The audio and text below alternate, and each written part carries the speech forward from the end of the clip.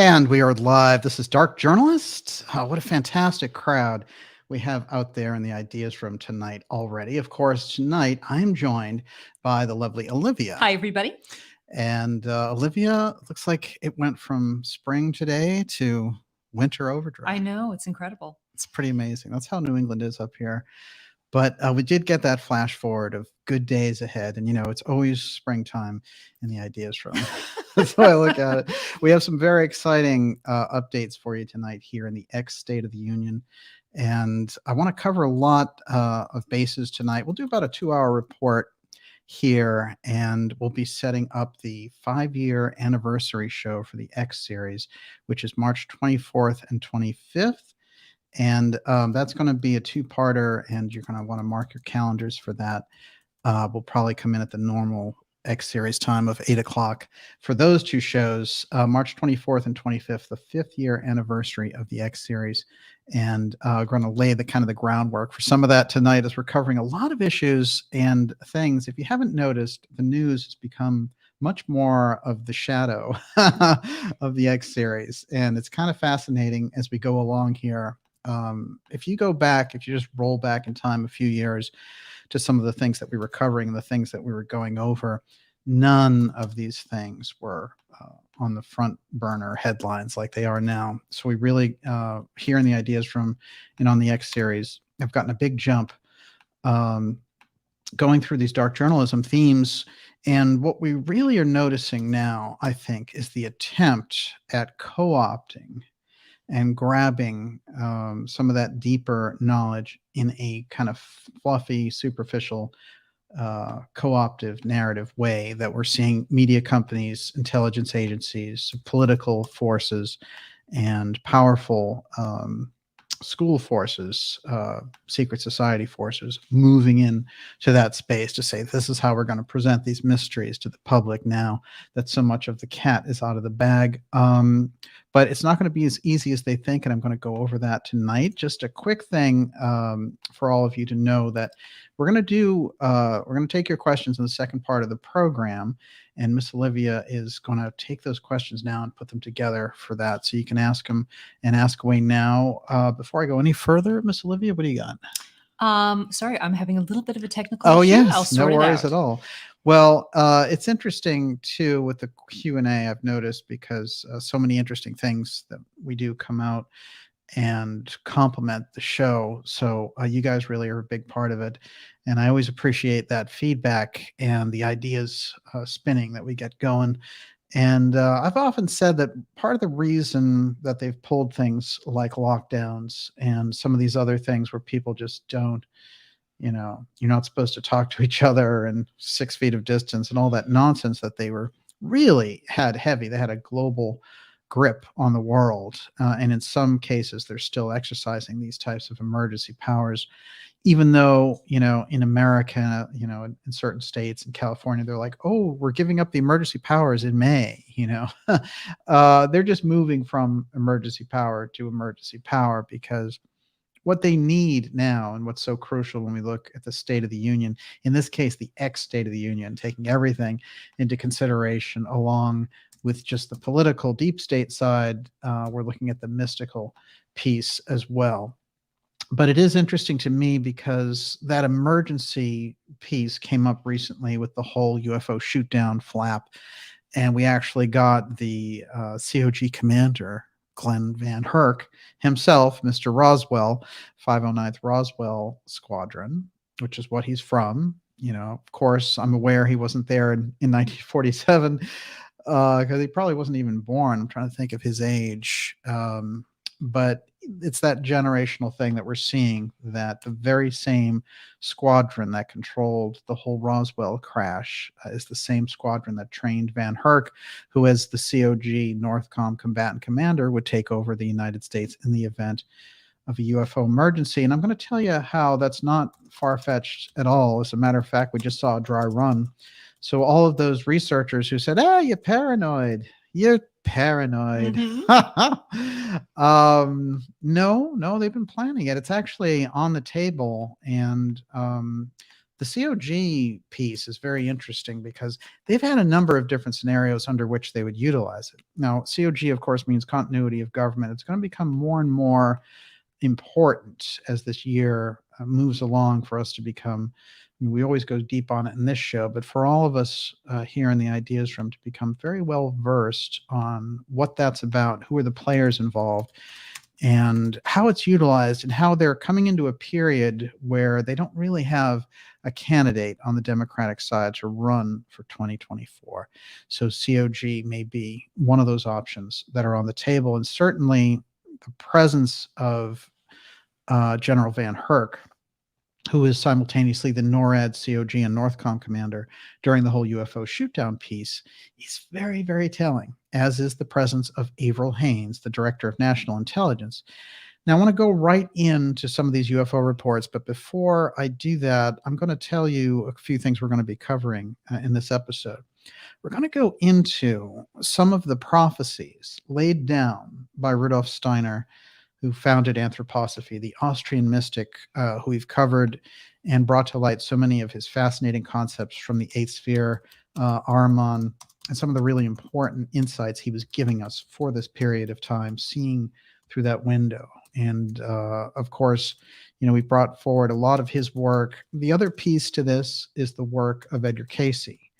Now, there was a recent discovery, which happened just yesterday, of a new room that they found, an opening in the Great Pyramid. And this goes directly to some of the things that Cayce was saying in relation to the Sphinx and the Hall of Records that the Atlanteans had left there, with information also about the Two-Eye Stone, which was the incredible power generator that the Atlanteans had utilized. This is actually a very interesting timing for this to come up. And, the stories on the surface that we'll cover on it, it's a very surface story at this point, but there's something deeper going on there. And certainly what they've said, well, we've been looking for shafts in that pyramid since the 70s. Well, when you go back and you look at it, it was actually SRI who was carrying out those investigations. And they were doing it through the utilization of cosmic rays to do this. And there's a whole piece coming up in the 5-year anniversary that covers this. So these things are crisscrossing quite nicely, I would say, in the timeline. Everyone, you're watching the Dark Journalist X State of the Union. Here we are together. It's great to be with you. A few things I want to mention right up front is, if you haven't already, please go to darkjournalist.com and sign up for our free newsletter that keeps us in touch. It's very important with all the massive censorship going on and the co-opting. And I really want to say that, you've really arrived, baby, because all these concepts that we have, that we've been putting out there, these large corporations are coming down and trying to advertise through YouTube, not with us, but through YouTube, and hijack the videos that we have while YouTube is running their own ads. And I'm going to show you some interesting shots of that, but it goes to show, I think, part of what I'm talking about, which is this co-opting and astroturfing that we see. And I see it, not only with our work, but with Gigi Young and others, where they will use concepts and they'll use kind of a muted down version of it, and Gaia TV is famous for this. But it's interesting with Gaia because they've been running ads on our videos, and we don't do any advertising on YouTube. So this is interesting because we just don't monetize or do any ads at all. And so they have a way to sort of advertise by placing their videos. When you do the search, they put it right at the top there. Now, it's interesting, I'm the kind of guy who can go back there and read things like company white papers because I have a little bit of a background around that. And when I went and did this in 2020 for Gaia TV, I actually found our names right in the middle of their apology to their subscribers for why, and their investors for why they weren't growing faster. And they were saying, yeah, I did not know yeah. this. And they were saying, well, there's, and I wasn't the only show that was mentioned, but they were like the Dark Journalist show, and these other shows. And it's hard for us to get the maximum market share with those people out there doing it. And this was their apology for why they weren't making, $900 million, because they make so much money. So think about it. These $1 billion companies coming directly into this space that we're doing, broadcasting directly to you, YouTube, and wherever you hear it. And these people have to move in and in many ways adopt a lot of the concepts that we're talking about. What does that tell you about the level that they're on, that they, with all of their billions of dollars, are trying to compete directly against us? Wow. Think about that. It really sinks in, doesn't it? But then this is the power of something of an exchange, like the ideas that we do on the X series and what happens with you in the ideas room. So it is that exchange that is so crucial to really getting ideas across. And these other people think, well, they can, we'll just kind of ride on their thing and grab their followers or whatever. It doesn't work like that. But I've always seen the Gaia thing as kind of a pale imitation of the real thing when it comes to pretty much any of these subjects. And, once in a while they're going to hit with something good, but they've launched a lot of real bad bombs, like the Corey Good debacle and all that kind of stuff. So, I think it gives you some idea of where groups like that are coming from. However, this goes to a very core piece for what I'm talking about when it comes to 2023 potency. So much of this and so much of what we're doing and what we're trying to put across is that the work itself has to have potency. So you might have Tucker Carlson or whatever saying like, hey, I'm doing all this stuff about the UFO file, but he has all CIA people on spinning these ridiculous things, that the CIA narrative about, we need a UFO defense office. Well, UFO defense office. So the acronym is UFO DOE. That actually is pretty apt, isn't it? Because that's what they're trying to do, is make some dough with the UFO office. I actually, I got a couple of things here on that, which are just, this is Marco Rubio again, who I've really highlighted with Kirsten Gillibrand, the senator from New York, who's a Democrat, and Rubio, former presidential candidate. What a laugh that is. Neocon, who is trying to, it's created actually Arrow, which, is for all intents and purposes a UFO defense office, UFO DOE. And Rubio here now put up a tweet that said, advanced objects demonstrating advanced technology are routinely, advanced twice, routinely flying over a restricted airspace or sensitive airspace, posing a risk to both flight safety and national security, which is nonsense, right? Gary Nolan responds, thank you, Senator Rubio and Ryan Graves. So he throws Graves in. And we all know Graves is this Navy pilot who CNN has on. It's like, we've got to get to the truth about those UFOs. But, the thing about Graves, and part of the problem with him, is not only that the TTSA launched him, the other problem is that he's a defense contractor. That is, he sells defense services. So as a defense contractor, if the UAP thing takes off, the UFO DOE office can hire him and say, like, all about UFOs because you were a Navy pilot that saw them, and he can, roll right in there and pick up those contracts. That kind of ethics lap, I think, is something that needs to be addressed immediately. If they're spending all this money already on these offices, and they tied it into the National Defense Authorization Act. And I'll get into that later, how that's a very pernicious way to bring on that UFO emergency, because it requires, in order for that bulging $800 billion military budget to be passed, that you don't leave out this UFO defense office, because if you do, they can hold up the whole bill. These two senators, Gillibrand and Rubio, they can say, oh, you didn't include it, so in our Senate committees we won't pass it. And everybody's hanging around like hungry lions looking for a meal for that $800 billion. So therefore they're like, all right, you get the money for the UFO defense office. And then the president, no matter who it is, Biden, Obama, Trump, Bush, any of them, sign on to the September 11th emergency powers thing with every National Defense Authorization Act. It's a crucial piece. It passes every year with no dissent, Republican or Democrat. Is that a problem? That's a problem. So this is what we're in the middle of here. But I think it's interesting that Nolan, they attached, so Rubio, Nolan, Graves. That's the equation around the UFO threat op at this point. And of course, Gary Nolan is the scientist, professor at Stanford, who is putting himself forward saying, oh, I was a contactee, and,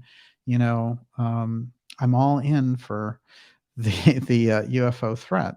Now, this is a whole series of things that's going on here, and I'm going to get into how this evolves. I want to show you, before I do that, since I was talking about those ads, look at this. And I want to take a moment to really, really take this in. This is Gaia TV advertising code X. When you search for Dark Journalist, there's Gaia TV, and they've got Codex. Can you believe that? It's incredible. And I did it not just with our stuff. I did it with Gigi's also. And you bet there's all kinds of good stuff there. There we have Gaia again, Ancient Origins. Oh. So yeah, that's something where, and that's the way that they choose ads also on YouTube, is you go in there and say, I want to run it on such and such and such channel. So when they're doing that, it's very interesting to me because they're trying to go in there and target out those independent people that are giving you the unfiltered, unvarnished truth, as it were, or reporting it directly. So it's the dark journalism, not junk conspiracy. That's important because, and they're, a lot of them are just looking at it from a marketing point of view. But deep in there, deep in that structure, they realize, on an intelligence level, we need more of our narrative, and we can't have it with these independent voices out there. It's very dangerous. It's a hostile maneuver. It's a hostile maneuver. Everyone, you're watching the Dark Journalist X series. This is X State of the Union. We're going to go a couple hours with you tonight and take your questions in the second hour. I've got so much to get through. How am I going to do this all in 2 hours? Let's see. You're going to talk fast. I'm talking pretty fast. Look, did Russia close down airspace because of UFOs seen in video? All right. Remember, February was the month of the balloon that went wandering across like it's never happened in history, and it's just sailed across. Chinese surveillance balloons sailed across the United States. And then when it got past South Carolina, we shot it down. And then out of the blue, we started shooting down everything, calling it UFO shoot downs. That's the recap. General Van Herk came forward. And I'm not trying to, this thing with Van Herk is very important for us to understand because of his role. He needs to be scrutinized, respectfully, but dramatically. Because, in this kind of investigative journalism, we need to find out who he is. Because the NORAD commander, the Northcom commander, is the COG combatant commander. He takes over the United States in the event of a UFO emergency or a cyber emergency, for example. They could do the same thing. So this is a person who needs that kind of real, deep analysis. And this is the kind of thing that I'm trying to bring forward with him, because they've been plotting the COG strategy without him for years, but now they've brought in someone directly connected with the Roswell incident. On the other end of that spectrum is the Space Force. And the Space Force has B. Saltzman Chance.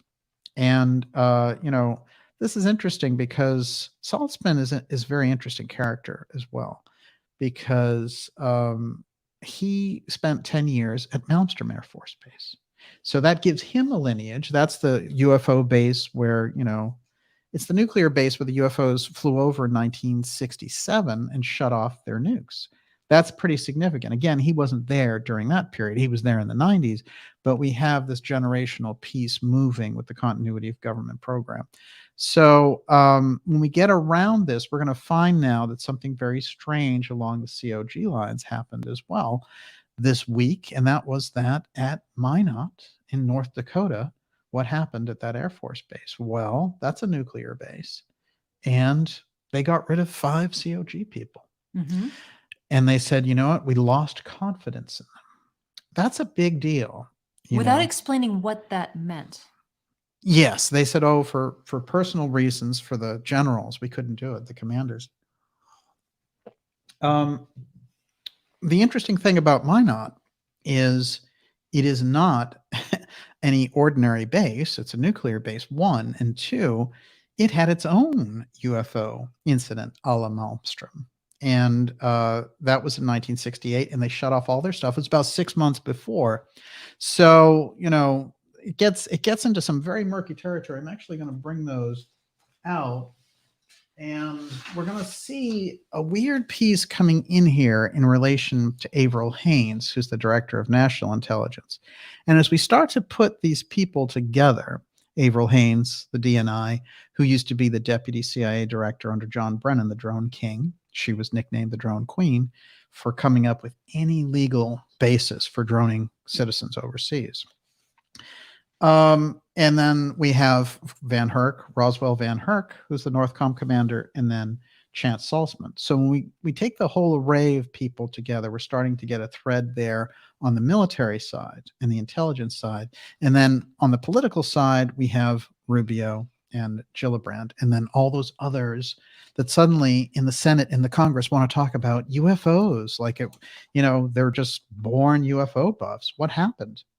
How do these people get into UFOs? Ruben Galejo from New Mexico, congressman, how did you get into UFOs?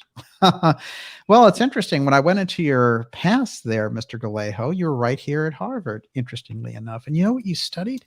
Psychological methods for crowd control. Wow. That's a little tricky, I would say, as a background. But it might give you an idea for why you're talking so much about a UFO threat now. Okay, let's get this on the record about this North Dakota Air Base.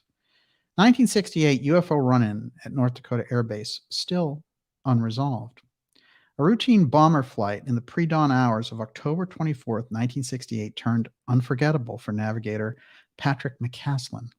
McCaslin and his B-52 crewmates were practicing maneuvers in the skies above Minot, North Dakota, when officials at the nearby Air Force gave them a hint that something was wrong. Now, scientists say some UFO reports are worth pondering. The stories about a B-52 bomber's encounter with unidentified flying object in North Dakota in October 68 pop up on many websites. This is one of those fundamental cases, never resolved, but since it involved a B-52, there's an official trail for it. In one posting, Twin Cities-based UFO researcher Bill McNeff relates what co-pilot Brad Runyon reported seeing in the early morning hours on that day, some 55 years ago. Runyon described the object as more than 200 feet in diameter and hundreds of feet long. That's a problem. He said the object had a metallic cylinder attached to one end with a crescent moon-shaped section glowing yellow-green connected to the cylinder. Scientists, they have a scientific piece here. But in any case, now let's flash forward to the strange firings this week. And remember that we just came out of this weird February, which had all the UFO shoot downs. Everyone was trying to take credit for a shoot down all of a sudden. We had, there's a shoot down over Alaska. There's a shoot down in Lake Huron. Hey, Justin Trudeau just bravely shot something down when all that he had to do was give us permission because we were the ones that shot it down. So he didn't order anything, but they wanted to put him in this position of, hey, he ordered a shoot down. It's because they're trying to install the psychological recognition of shooting down UFOs. It's very obvious. And why the UFO researchers don't get this is disturbing to me, that this is all part of the foundational piece. So one of the things that came up was, there's this guy out there, Eric Weinstein, and he's done a lot with, Peter Thiel, and he has a lot of interesting trails in his background, shall we say. But he went on Joe Rogan talking about how he thought that basically they were trying to fake something in relation to UFOs. And one of the things I put in a Twitter thread of something he had out there is we need to separate the idea of genuine UFO disclosure from the CIA UFO threat UAP junk. That's not real disclosure. That is the jaws of the lion, as it were. And so we need to be able to separate the two of those in order to get any clarity on the subject. If you're going to understand what the UFO file aspect is all about versus the CIA threat circus that's going on and the threatsters that are there in Congress and the Senate supporting this sideshow and getting the UFO Defense Office, rolling. Now, let's take this a little extra step. Now, we know Van Herk was there in the middle of all those shoot downs. Well, what's his deal now? Northcom threats to U.S. homeland surging. All right, so he's giving these meetings. Oh, we have all these threats, cyber threats, UFO threats. Oh, I can't even believe how many threats are going on. Threat. And Van Herk, again, coming in to the center of all this, we have to be very aware of the role that he plays, because when they had these shoot downs going on, they did not put President Biden out there at all. They put this guy. And there was a little exchange set up with him and the New York Times where they said, would you rule out that these are aliens coming here? And he said, oh, I won't rule out anything. And that was the headline that ran all around the world, even though there was no foundational basis for any of that. Now, this is the interesting thing. Of course, we take the position on this show from all the fantastic hardcore research of people who've been on this show, like the late Stanton Friedman, Jim Marrs, the late Jim Marrs, and so many fantastic people, and people I've had the pleasure of knowing, like Dr. John Mack and others. So, they laid a real foundation of genuine research. And this other thing, we have to learn to separate that freak show of Elizondo, who's a CIA counterintelligence guy, and Gary Nolan, who's been with the CIA over a decade, and Jim Semivan, who claims, oh, I was taken by aliens, but he's one of the top CIA people in the country. This is all CIA takeover of a narrative for a reason. And then when you get threat scenarios and intelligence people and generals working together, it looks very much like the foundations of a coup scenario, which we've discussed on this program, and came up very much all the way back to the Kennedy era, when, in essence, they did exactly the same thing.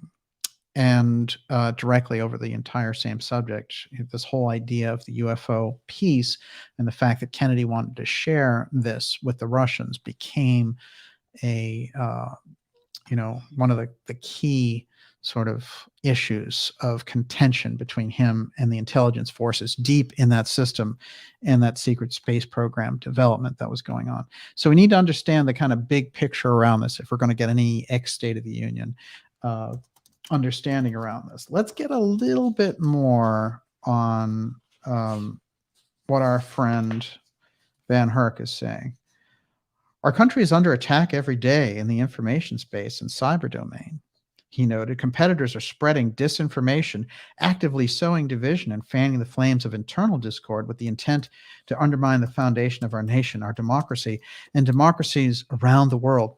This is an interesting thing. Now, anything that the administration doesn't like, if you kind of expose them on the East Palestine issue, for example, which Stepford Biden still hasn't gone there. And he sent Buttigieg there, and that's the end of Buttigieg's career, because he was a disaster and waited 3 weeks to go there. One of the biggest ecological disasters to hit the United States, period. But if you step out of bounds on this, or if you step out of bounds, just like Ronald Moultrie, a DoD official, said at a Homeland Security hearing on UFOs last May, hey, we should kind of put some penalties together for those amateur interest groups around the UFO file. This is what they're talking about. They do not want you to understand fundamentally what the issues are here. And if you have a voice on it and you're starting to awaken people, they need to shut down that process. That's what Van Herk is talking about here when he says competitors are spreading disinformation. So what will happen is anything that they don't agree with, they'll just say, hey, it's Russian disinfo. We can shut you down for this reason. That's the way to kill free speech in America. That's where they're going. And it's going to be interesting tonight, because I'm going to show you where Rudolph Steiner, in fact, predicted that they were going to take this tack. Very unusual. Everyone, you're watching the ex-State of the Union. It's so great to be with you here in the Ideas Room tonight, all of you. It's a great crowd. We have Miss Olivia taking your questions, which we'll do in the second half of the program. Before I jump into the next section, Miss Olivia, what's up? Timothy Guessing wants to know, did DJ get a response from Speaker of the House McCarthy? No, all I know is that they, I sent them the mail certified and they had to sign for it. So their office signed for it, which means they got it. But what they did with it, it reminds me very much of what happened when we sent the letter with Douglas Caddy about the Nixon time capsule to the National Archives. David Ferrer, the same guy who is helping to prosecute Trump on the Mar-a-Lago thing. And we know that they got it. We just they don't respond. Probably because they don't want to get caught, flat-footed in response and have their superiors chew them out for responding to Dark Journalist. But the thing is, for me, I put everything on the record there with him. He's got it. He knows. He has the ability to call a committee. He, in fact, professed an interest to call a church-style committee to investigate CIA and FBI overreach. But I think it should go a heck of a lot further than that. And I think they should include the JFK records in that, which, by the way, are supposed to be released by May 1st. So, this is, again, just something which they keep kicking the can down the road on, and they keep pretending, hey, these great revelations are coming out, and Tucker Carlson is like, hey, we've got this fantastic, CIA whistleblower on it who says the CIA were involved, but then nothing ever comes out. So, what's the point? What's going on there? Is it just some media buzz that do you like pretending that there's a fluff there? How about getting to the actual records? This is the core piece. I mean, after all, we're talking about 60 years and the death of a president. It's been unraveled over 60 years. We know the official story is complete nonsense. It's weird. Oswald comes up tonight. Okay. In a North Dakota section. Watch out, North Dakota. So, for me, that's a crucial piece. If you don't, how can you have transparency in a country where they won't release the records on a president being assassinated by an intelligence agency, his own intelligence agency? You can't go any further than that. And the way that they want to present it and what they need to do with it. Well, I've put forward a lot of information around that. And one of the key things that came up, though, and it was lucky that it came up, there were a few pieces, but this one was important. It was Judge Napolitano talking to President Trump and recounting his conversation with Trump and saying, well, before Trump left office, I said, are you going to put those records out? And Napolitano was shocked when Trump said, no, I can't do it. And Napolitano said, wait a minute, you're the guy who wanted to do this. You used to talk to me about making sure it was done. And Trump said, if you saw what I saw in there, you wouldn't be able to do it. And Napolitano said, wait, don't treat the American people like children. Put it out. They can handle it. And Trump was grim with him on the phone and said, Andrew, you won't believe what's in there. This is always very interesting because, it's been talked about for years that the CIA would have expunged anything that, would have made them look guilty. And I understand that. And for many years, I believe that too, that there wouldn't be anything that important in the records. But there's a problem with the aspect that they kept keeping the records secret.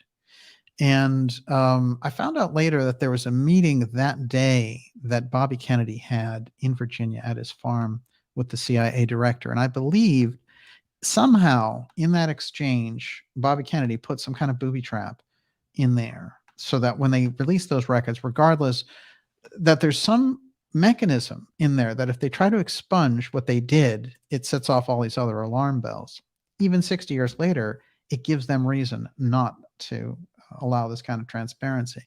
But what's also important, if you investigate the Kennedy assassination and the records aspect and the assassination itself, and you don't include the UFO file, you miss a gigantic piece because, you have to go to the core reasons for his elimination. And the UFO file is sitting right there, in his request 10 days before his assassination, saying, I want to share these with the Soviets. Give me the list of those cases so that we don't have a nuclear exchange over, these reports if they see something over one of their nuke bases. Now, what's interesting about that is tonight, UFOs and nuke bases are a pretty major topic. And that's exactly the thing that President Kennedy was trying to address by sharing these records. with the Russians, and that contingent of paperclip scientists that were embedded inside of NASA and tight with the Central Intelligence Agency, with that Ex-Protect group. That is how we get the assassination. So if we don't address those pieces, we don't understand the continuity of government part, and we don't understand what all the fuss is about, the UFO file and the piece that's included in there. That's where we get so much social disruption and political disruption. So let's go even further with this. Airspace over St. Petersburg closed and fighter jet takes off as unidentified object spotted in the sky. Now, you're going to find that the Hindustan Times and foreign media agencies, foreign newspapers, followed this very closely. There was a UFO over Russia last week. Putin had briefings. They shut down the airspace. It was a major thing. They told people to stay indoors and all the rest. These stories were going around fast, and I mean fast, on the heels of the balloon UFO shoot down stories from February. And they were, you can find them. They're all confirmed, etc. Now, in this country, after pulling the UFO shoot down nonsense, oh, there's a threat or whatever, they don't want Russia to steal their thunder on doing this, whether it's their own invented threat or they're dealing with the real thing. So again, they buried the story. They moved it off. I don't even know how many of you heard this story, but it was reported, in Russia, through Europe and all the rest of it, and they just smacked that story down. It's a major event, and again, coming directly out of the Russian news agency, the term UFOs and a UFO scene in our airspace. So, and that's right near Moscow too. So given the tense situation that they're in, you can see that, not only have they had this incredible push going into Ukraine, and we've had the pushback there with all these billions of dollars that the Biden administration is giving to Zelensky, and no peace process in place at all. It's almost like all these guys are just enjoying the huge slush fund. And Russia's making huge advances. This is coming out now in the news. But it must have spooked their air defenses to see this UFO just wandering around their skies. And whatever that was going on there, they decided, we're going to put out the name directly. We're not going to say there was a drone or something like that. They're going to say we had a UFO flying around in our space. The fact that the language is changing on their side, that they're able to put this out. And it's interesting with all of the marketing and, kind of programming that's been going on with the Central Intelligence Agency around this UAP, unidentified aerial phenomena nonsense. When it comes to the media stories reporting on this stuff, when they're talking about UFO shoot downs and the balloons and all the rest, they use UFO because they know that's the term that's going to get them, the major viewership, and that this nonsense about UAP is completely unpopular. It's just a weird CIA drag thing to try to take over the UFO file, and they're not very imaginative in that. So let's move this a little further down the road by looking. There's the ad on Gigi Young. They're doing this to Gigi Young too, as I pointed out before. So watch out for the astroturfing. UFOs buzzing U.S. warships may be aliens. You remember this story? This is Avril Haines. This is an extraordinary statement from a director of national intelligence. She made that statement a year ago, and there was no reason for it, and there was no reason for her to raise the idea of a threat or aliens or anything. Well, quickly on the heels of that, she helped develop, and she's the lead point person, that is the person to whom all the reports go to, for AARO, the UFO Defense Office.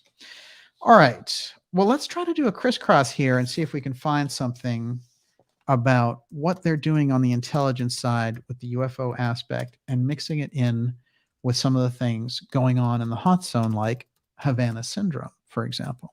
Havana syndrome is the series of strange things that are happening and have been happening over the past 3 or 4 years to all of these United States officials who originally this came about, these reports started when we had opened up an embassy in Cuba. And it was a weird thing too, because at the end of the Obama administration, they were like, hey, we're opening relations again, but they didn't handle it very well. And so it was sort of botched. And then when Trump got in, he didn't do much to cooperate with Cuba at all, because he saw Venezuela involved and there was all that nonsense. And he was getting a lot of neocon Mike Pompeo junk in his ear. You know, when Mike Pompeo would put down the hostess long enough just to give him a little bit. That's it. But Pompeo is very interesting this time around, because you're going to see him, look for him in the 2024 presidential run, believe it or not. But that CIA director, and I pointed out he did some very sketchy things with the UFO file and blocking access to the JFK records in an interview with John Stossel recently that I put up on Twitter. He came out and he's talking about, oh, we have good reasons to block those Kennedy records, and just you shut up about it. And in the middle of it, he goes, well, I've seen the UFO file too, and so there's nothing to be seen there either. So weird. Why are you talking about the assassination of a president and then dumping the UFO file in the middle of it? Obviously, you know that those two things are related. It's kind of one of the greatest Freudian slips I've ever seen in my life. But the clip is beyond mysterious.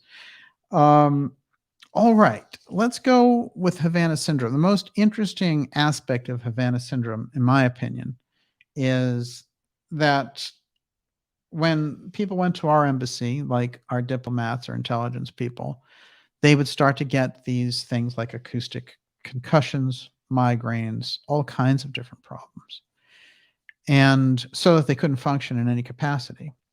It looked like they were being hit with some kind of directed energy weapon.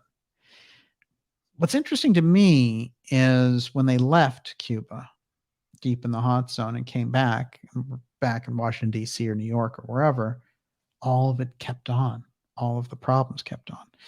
And, you know, some of it is almost supernatural, the way that they've had these issues, if you really read them with that kind of a lens. Now, what's likely behind mysterious Havana syndrome that plagued U.S. diplomats? The intelligence agencies came out with the solution on this yesterday. And that's Avril Haines there trying to spin this, saying, well, we didn't find out, you know, that it was anything that was intentional by another country. You know, and obviously it might be just, you know, some symptoms that they had on their own, but there's no cause for it. I mean, it's one of the worst explanations in history. Interestingly enough, buried in the middle of their report, they had the Director of National Intelligence and then her office. In the middle of it, it says this, and I quote, an intelligence official familiar with the assessment said no stone was left unturned and that even unidentified aerial phenomena were examined as possible causes. Think about that. So they also said the inquiry found no singular explanation for the reported symptoms.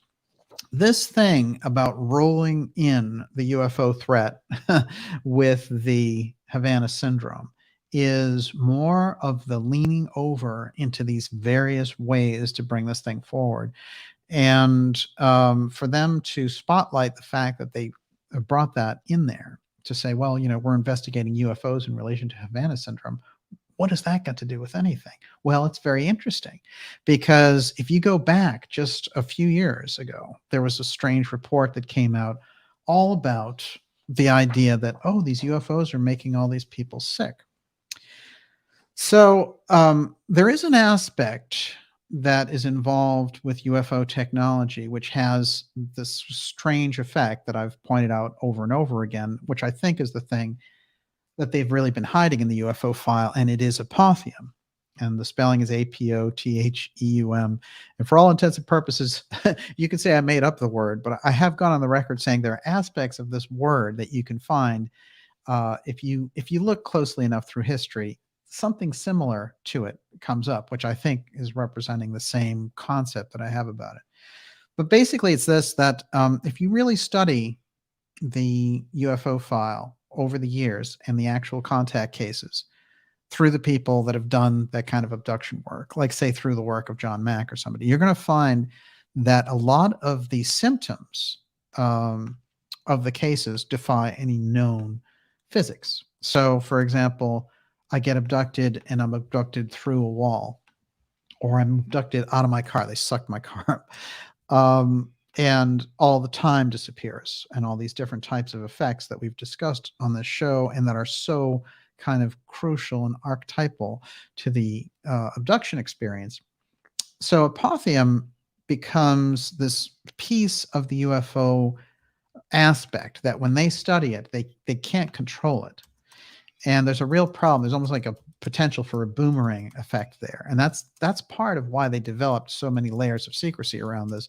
Not just, oh, look, I think we have alien technology here. It's a lot deeper than that. There's an effect involved that becomes very hard to control.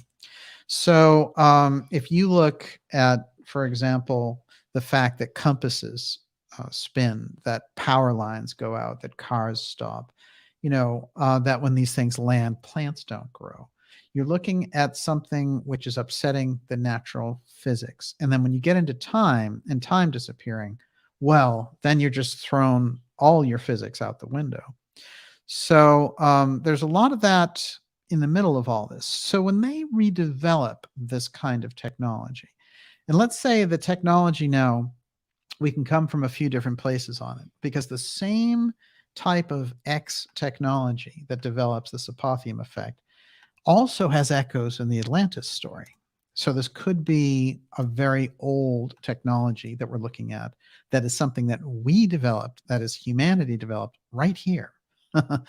But the idea of an off-world civilization coming in and utilizing the same curve, as it were, it's almost like take your choice, but both of them are provable and viable.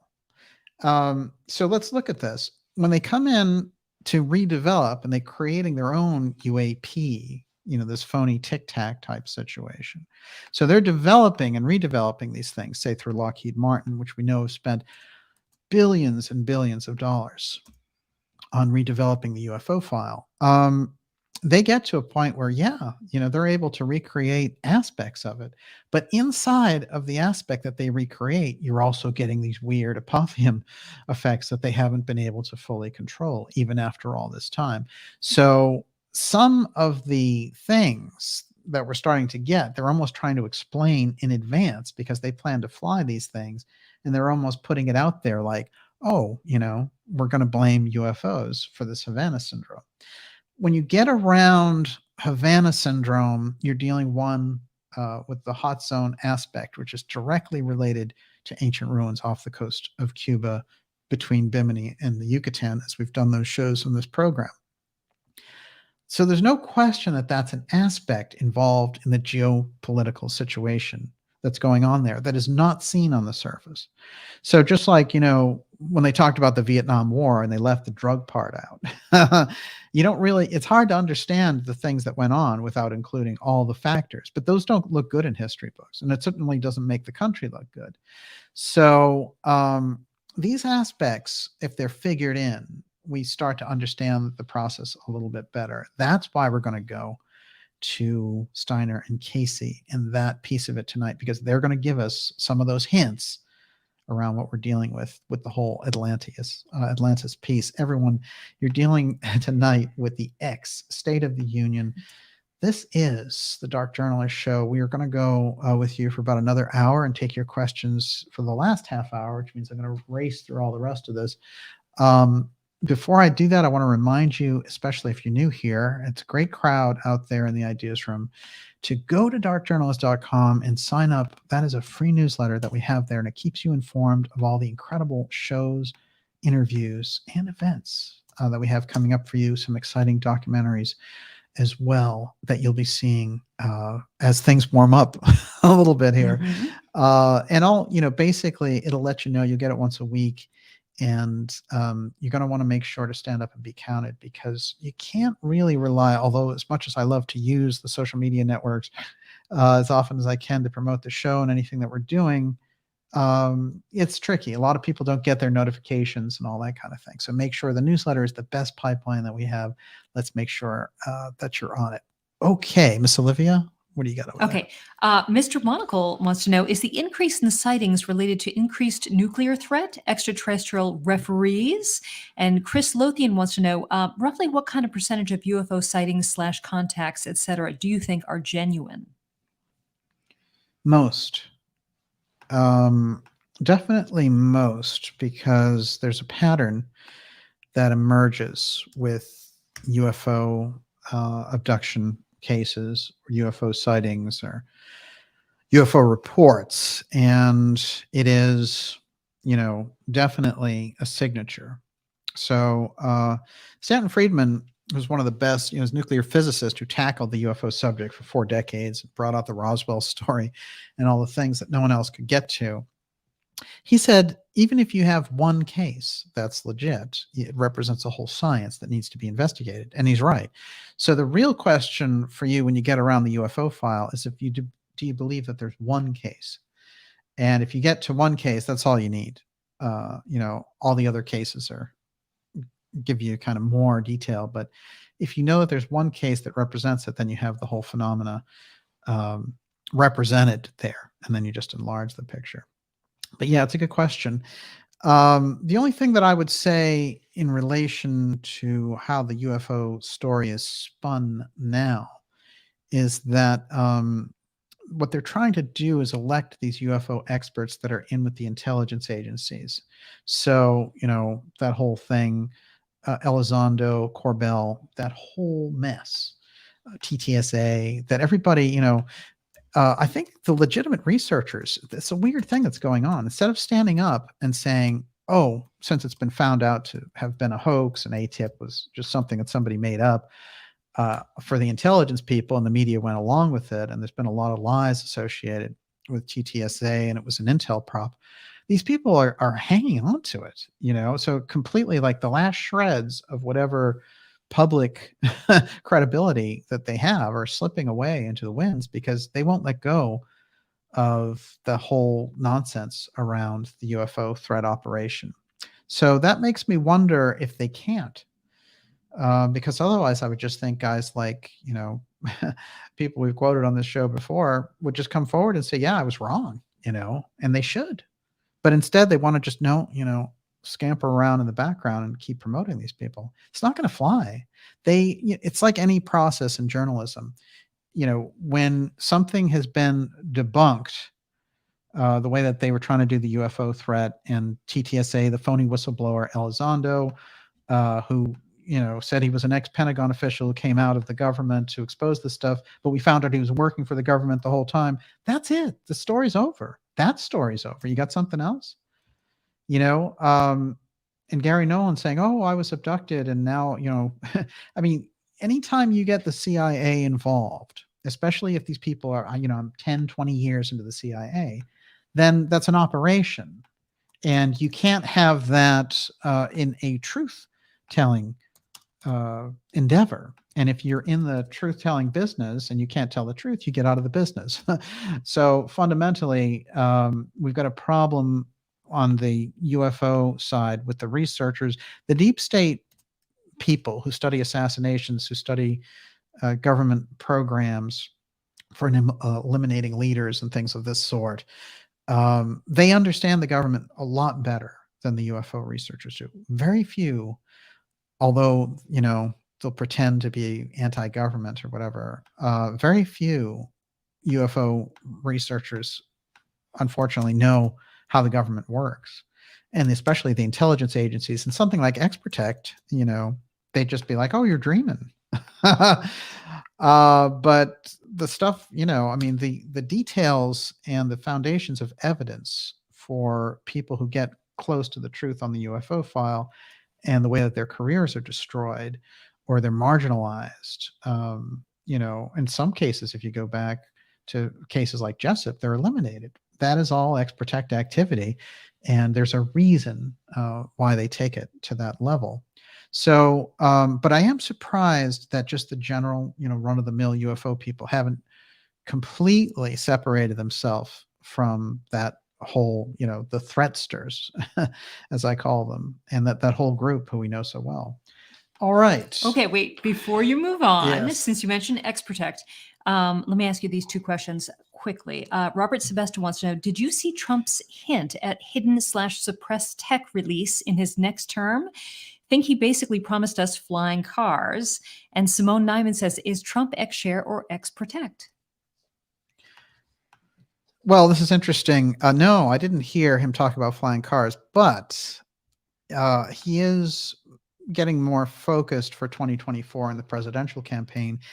And in Politico, which is not a publication that has any fondness for Trump, and they may have been republishing something from the Hill, but basically they reported that the recent poll that came out showed Trump beating Biden, which shouldn't be anybody's surprise, but 47 to 42, that's pretty substantial.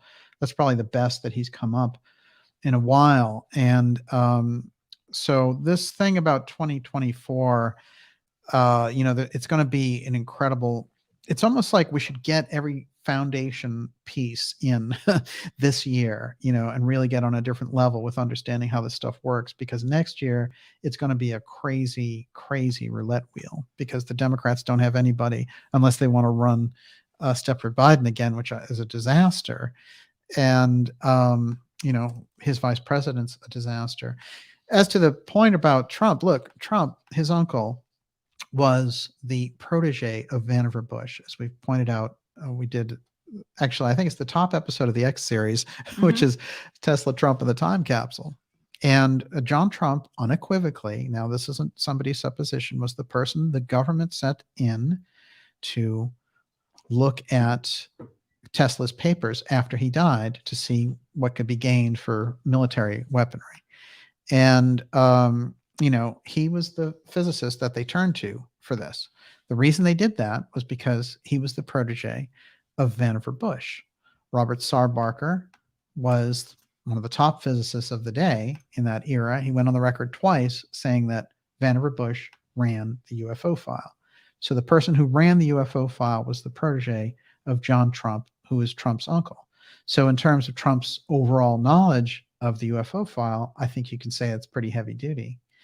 And the other thing you want to pay attention to with Trump in that relation is Space Force, because here he created an entire infrastructure and bureaucracy for reclaiming the UFO file under the executive command again. That plus his relationship with Roy Cohn, who was his political mentor, who is so deep in secret aerospace that he showed up in the Torbett document, which was all about the Defense Industrial Security Command, DISC, which is basically a UFO security office, the real thing, run by von Braun. So when we look at those connections around Trump, you start to realize why you have to peel people off the ceiling in the government whenever he gets brought up, and why the freak out. I know there's other reasons too, but that might explain the Trump has to go to jail, Trump has to be impeached, he has to, be garroted in prison for having a classified file, and the whole dance around the classified files that they did the original thing with Trump, and then they pretended to raid Biden and say, oh, we found records there too. Something really, really genuinely strange going on there, and not investigated well by any branch of the media at this point. So I think we're seeing a lot there. But long story short, Trump and the UFO files, no question. And when you get a president that informed, JFK was very well informed, as was Eisenhower. Reagan tried to be informed, but they wanted to spin him into the threat thing as well. But he had a genuine interest in the whole piece. Bush, of course, handled and ran the UFO threat as CIA director. He ran the UFO file. So, there's been a lot of presidents who've had that knowledge. Obama was somebody, I think they kept him. That wasn't his forte. They weren't going to make progress with him on that. And basically, I think they used him more as kind of a clerk for the bankers. That's how I think we can look at his 8 years. Okay, so to wrap up this Havana section, Havana syndrome not caused by energy weapon or foreign adversary, intelligence review finds. Now, they have the Washington Post talking about energy weapons, to have the New York Times talking about the UFO file, to have Tucker Carlson talking about Atlantis. These are the times that we're in, and this is the foundation from the X series, where we can cull something deep from our own research around this, because these tracks were laid down for us by things like the mystery schools, who were giving us these hints, these key, here we are in 1875 talking about Atlantis. There's a reason for that. They knew what was coming. Here's the back and forth Havana syndrome. Here's the takeaway, and I'm going to read it again. Avril Haines, remember, DNI, she went on the record saying, oh, whatever's buzzing U.S. warships may be aliens. It's ridiculous. An intelligence official familiar with the assessment said no stone was left unturned, and even unidentified aerial phenomena were examined as possible causes in the intelligence assessment of Havana syndrome. Think about that. So they mixed that into an ABC News report. All right, what's all this about? One last tie-in on the Havana syndrome, actually, is a story that came out just a little while ago, where it was a top expert, which turned out to be Kit Green, CIA, really deep CIA doctor, and they call him a forensic neuroimaging expert. But he said he had dealt with hundreds of patients who were injured or died after interacting with UFOs. I'm the go-to physician in the Department of Defense for unexplained morbidity and mortality, he told Daily Mail. I do look at injuries and mortality from UAPs, he added. Green, a professor at Wayne State School of Medicine in Detroit, was in 2010 commissioned to write a paper by the OSAP thing. He described symptoms of multiple sclerosis, brain damage, and burns among patients. He said symptoms of many of the cases were similar to Havana syndrome.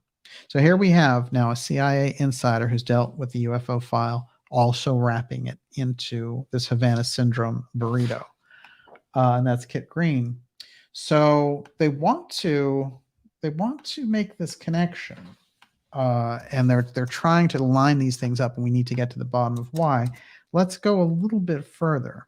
Green said that symptoms of many of the cases he saw were similar to Havana syndrome, mysterious illness affecting diplomats and U.S. government and embassies around the world, believed by intelligence agencies to be targeted high-tech attack. In January, the CIA released a report from a panel of experts who analyzed 1,000 patients' cases and found 24 with injuries they believe could have been caused by a pulsed electromagnetic waves from a device used by a hostile foreign power. Now, what they did just now was come out and say, nope, no foreign power was involved, leaving the door open again. It was the UFOs after all. In the middle of all that, as I mentioned, at Minot Air Force Base, they fired 6 commanders directly in the COG chain of command. They're out of there. That's just this week. So something is moving in the background there. And in the middle of all that, who did we have but defense contractor Ryan Graves, who's the Navy pilot that the TTSA loved to tout. Hey, look, he saw UFOs. Well, CNN loves this guy. Ex-Navy pilot says he saw UFOs that did things his plane could not do.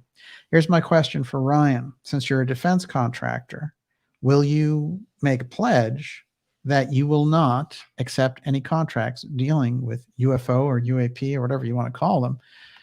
And, if you write books about this stuff and you make tons of money, good for you. But I think as an ethical matter, if you're going to come out and say, oh, I'm a witness, and I saw all this stuff, and then turn around as a defense contractor and make contracts for protecting airspace, then I think it's a huge ethical lapse. So I would welcome him coming out and saying that. And if I know that he lives close by here, I'm not sure how close he is to Cambridge, but he's welcome on this show to come in this studio anytime and have a conversation about it. I would like to have that conversation with Graves. Okay.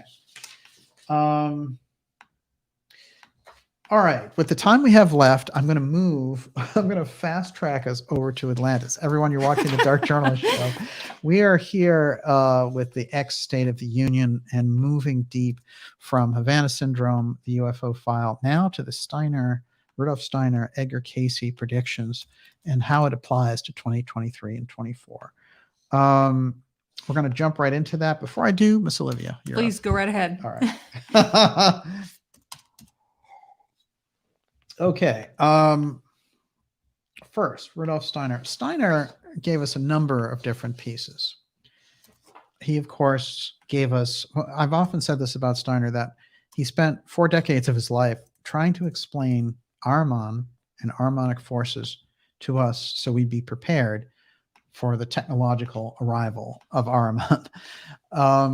And fundamentally, in a nutshell, the Arimannic force is like a dark astral piece that's attached itself to Earth evolution and harvests humanity.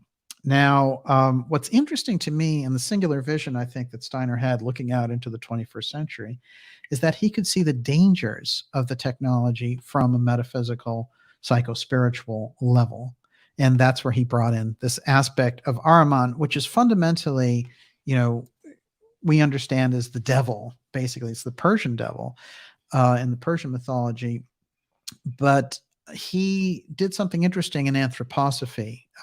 Steiner separated Ahriman and Lucifer, and it's 2 different kind of tag team pieces on opposite ends working to kind of independently evolve humanity along their own track as opposed to the natural spiritual track that humanity is supposed to be on. It's quite fascinating.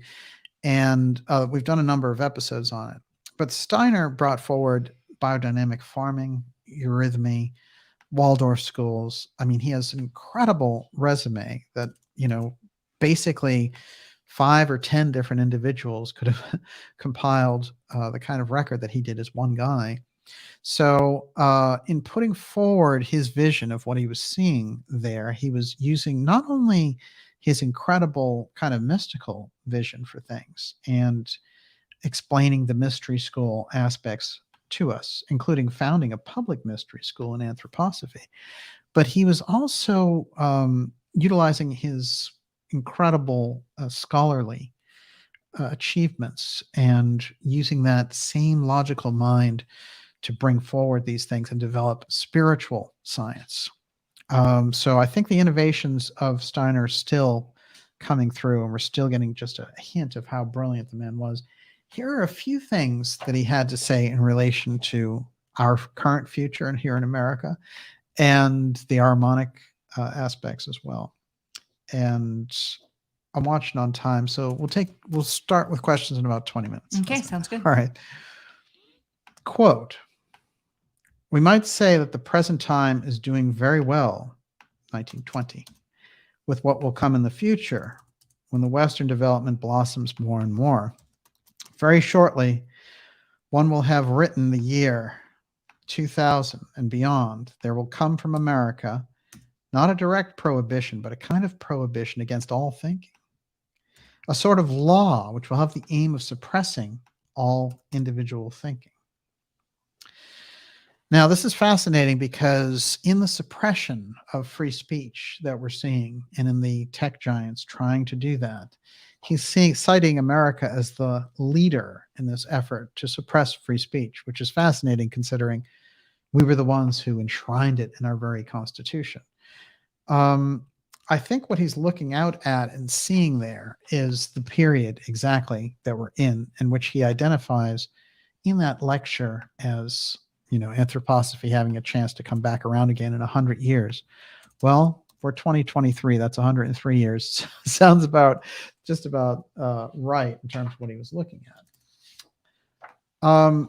What he's trying to share with us about the importance of the mystery schools, he dished out in short ways. He didn't try to hit people over the head with it originally. And then as World War I kicked in, he was like, oh, I'm going to let out a ton of stuff. I'm going to go full scale on the Ariman stuff. I'm going to let all these different pieces out. And in fact, he did. So let's read a little bit of that now from a lecture called the Arimannic deception. Okay. Many people today think in a very lighthearted manner about the significance of the ceremonies and symbolic matters which are connected with certain occult brotherhoods, and they tend to dismiss them as a laughing matter. However, some people, for example, Goethe, who wrote Faust and all these other incredible mystical plays, attached a great deal of importance to the fact that something of a definite nature exists in such ceremonial situations. Goethe knew this well, and he brought it to expression in one way or another. He was grateful that in the course of his life, he did not go through a normal school system, but achieved a later education through being connected with certain orders. That's very interesting. You can see from external documents that people go in past ages did possess a different sort of perception.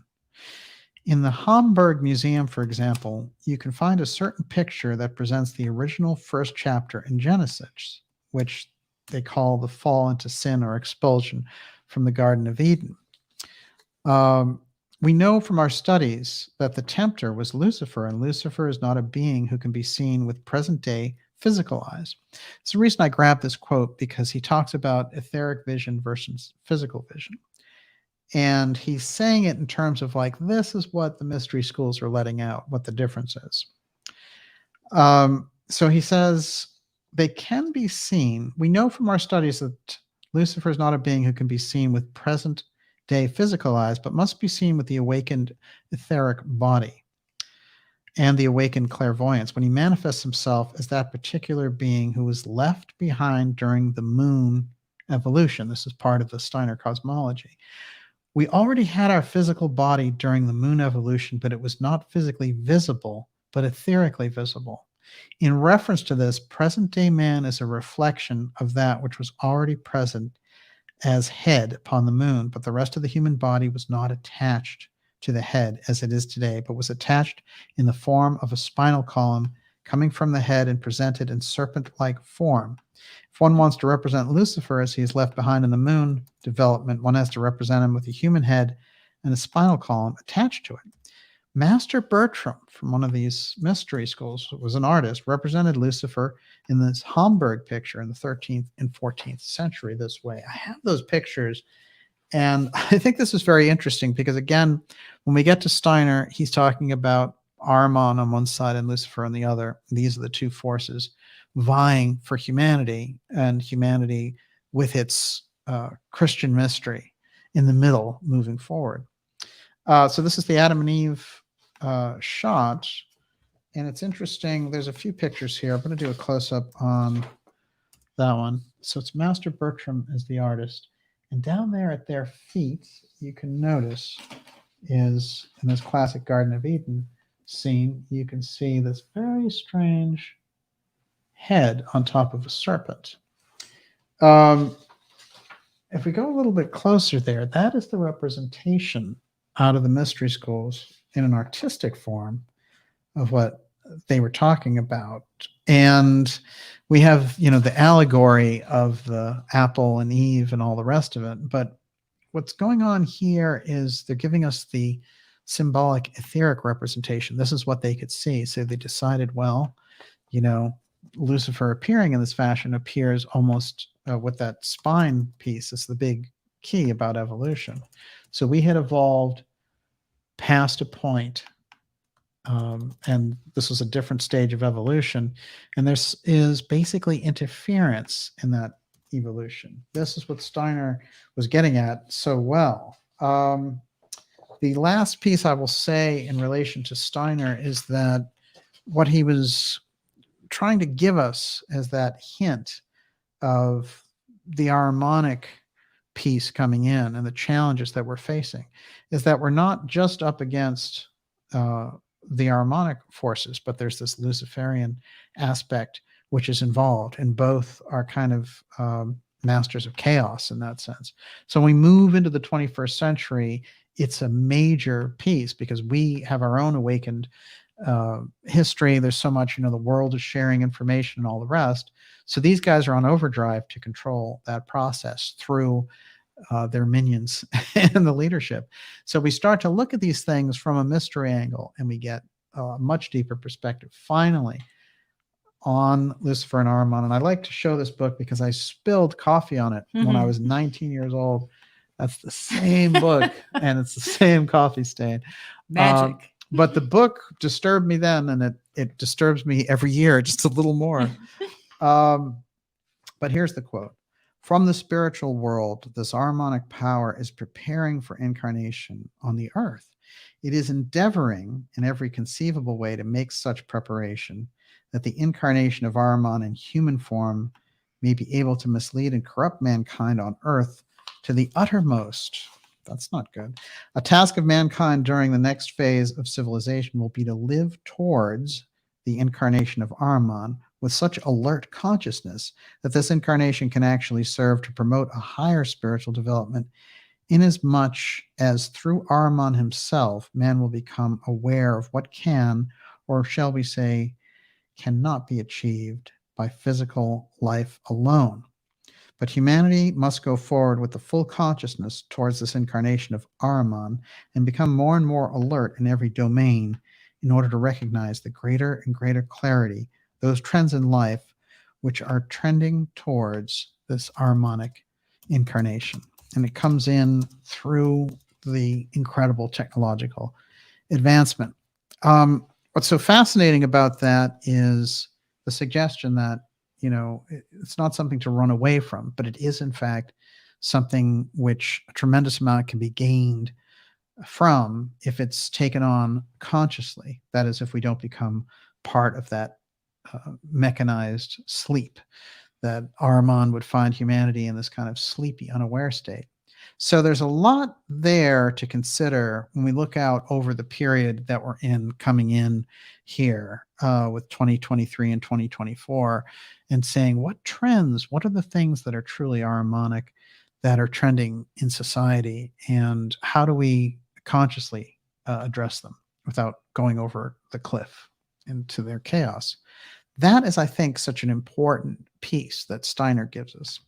Now we're going to turn to Edgar Cayce's very interesting prophecies, and I'm going to follow up on some of the information that I've been accumulating about Montana, since so much of the UFO shoot down thing was based around it. But of course, one of the things I've put on the record is about Livingston, Montana.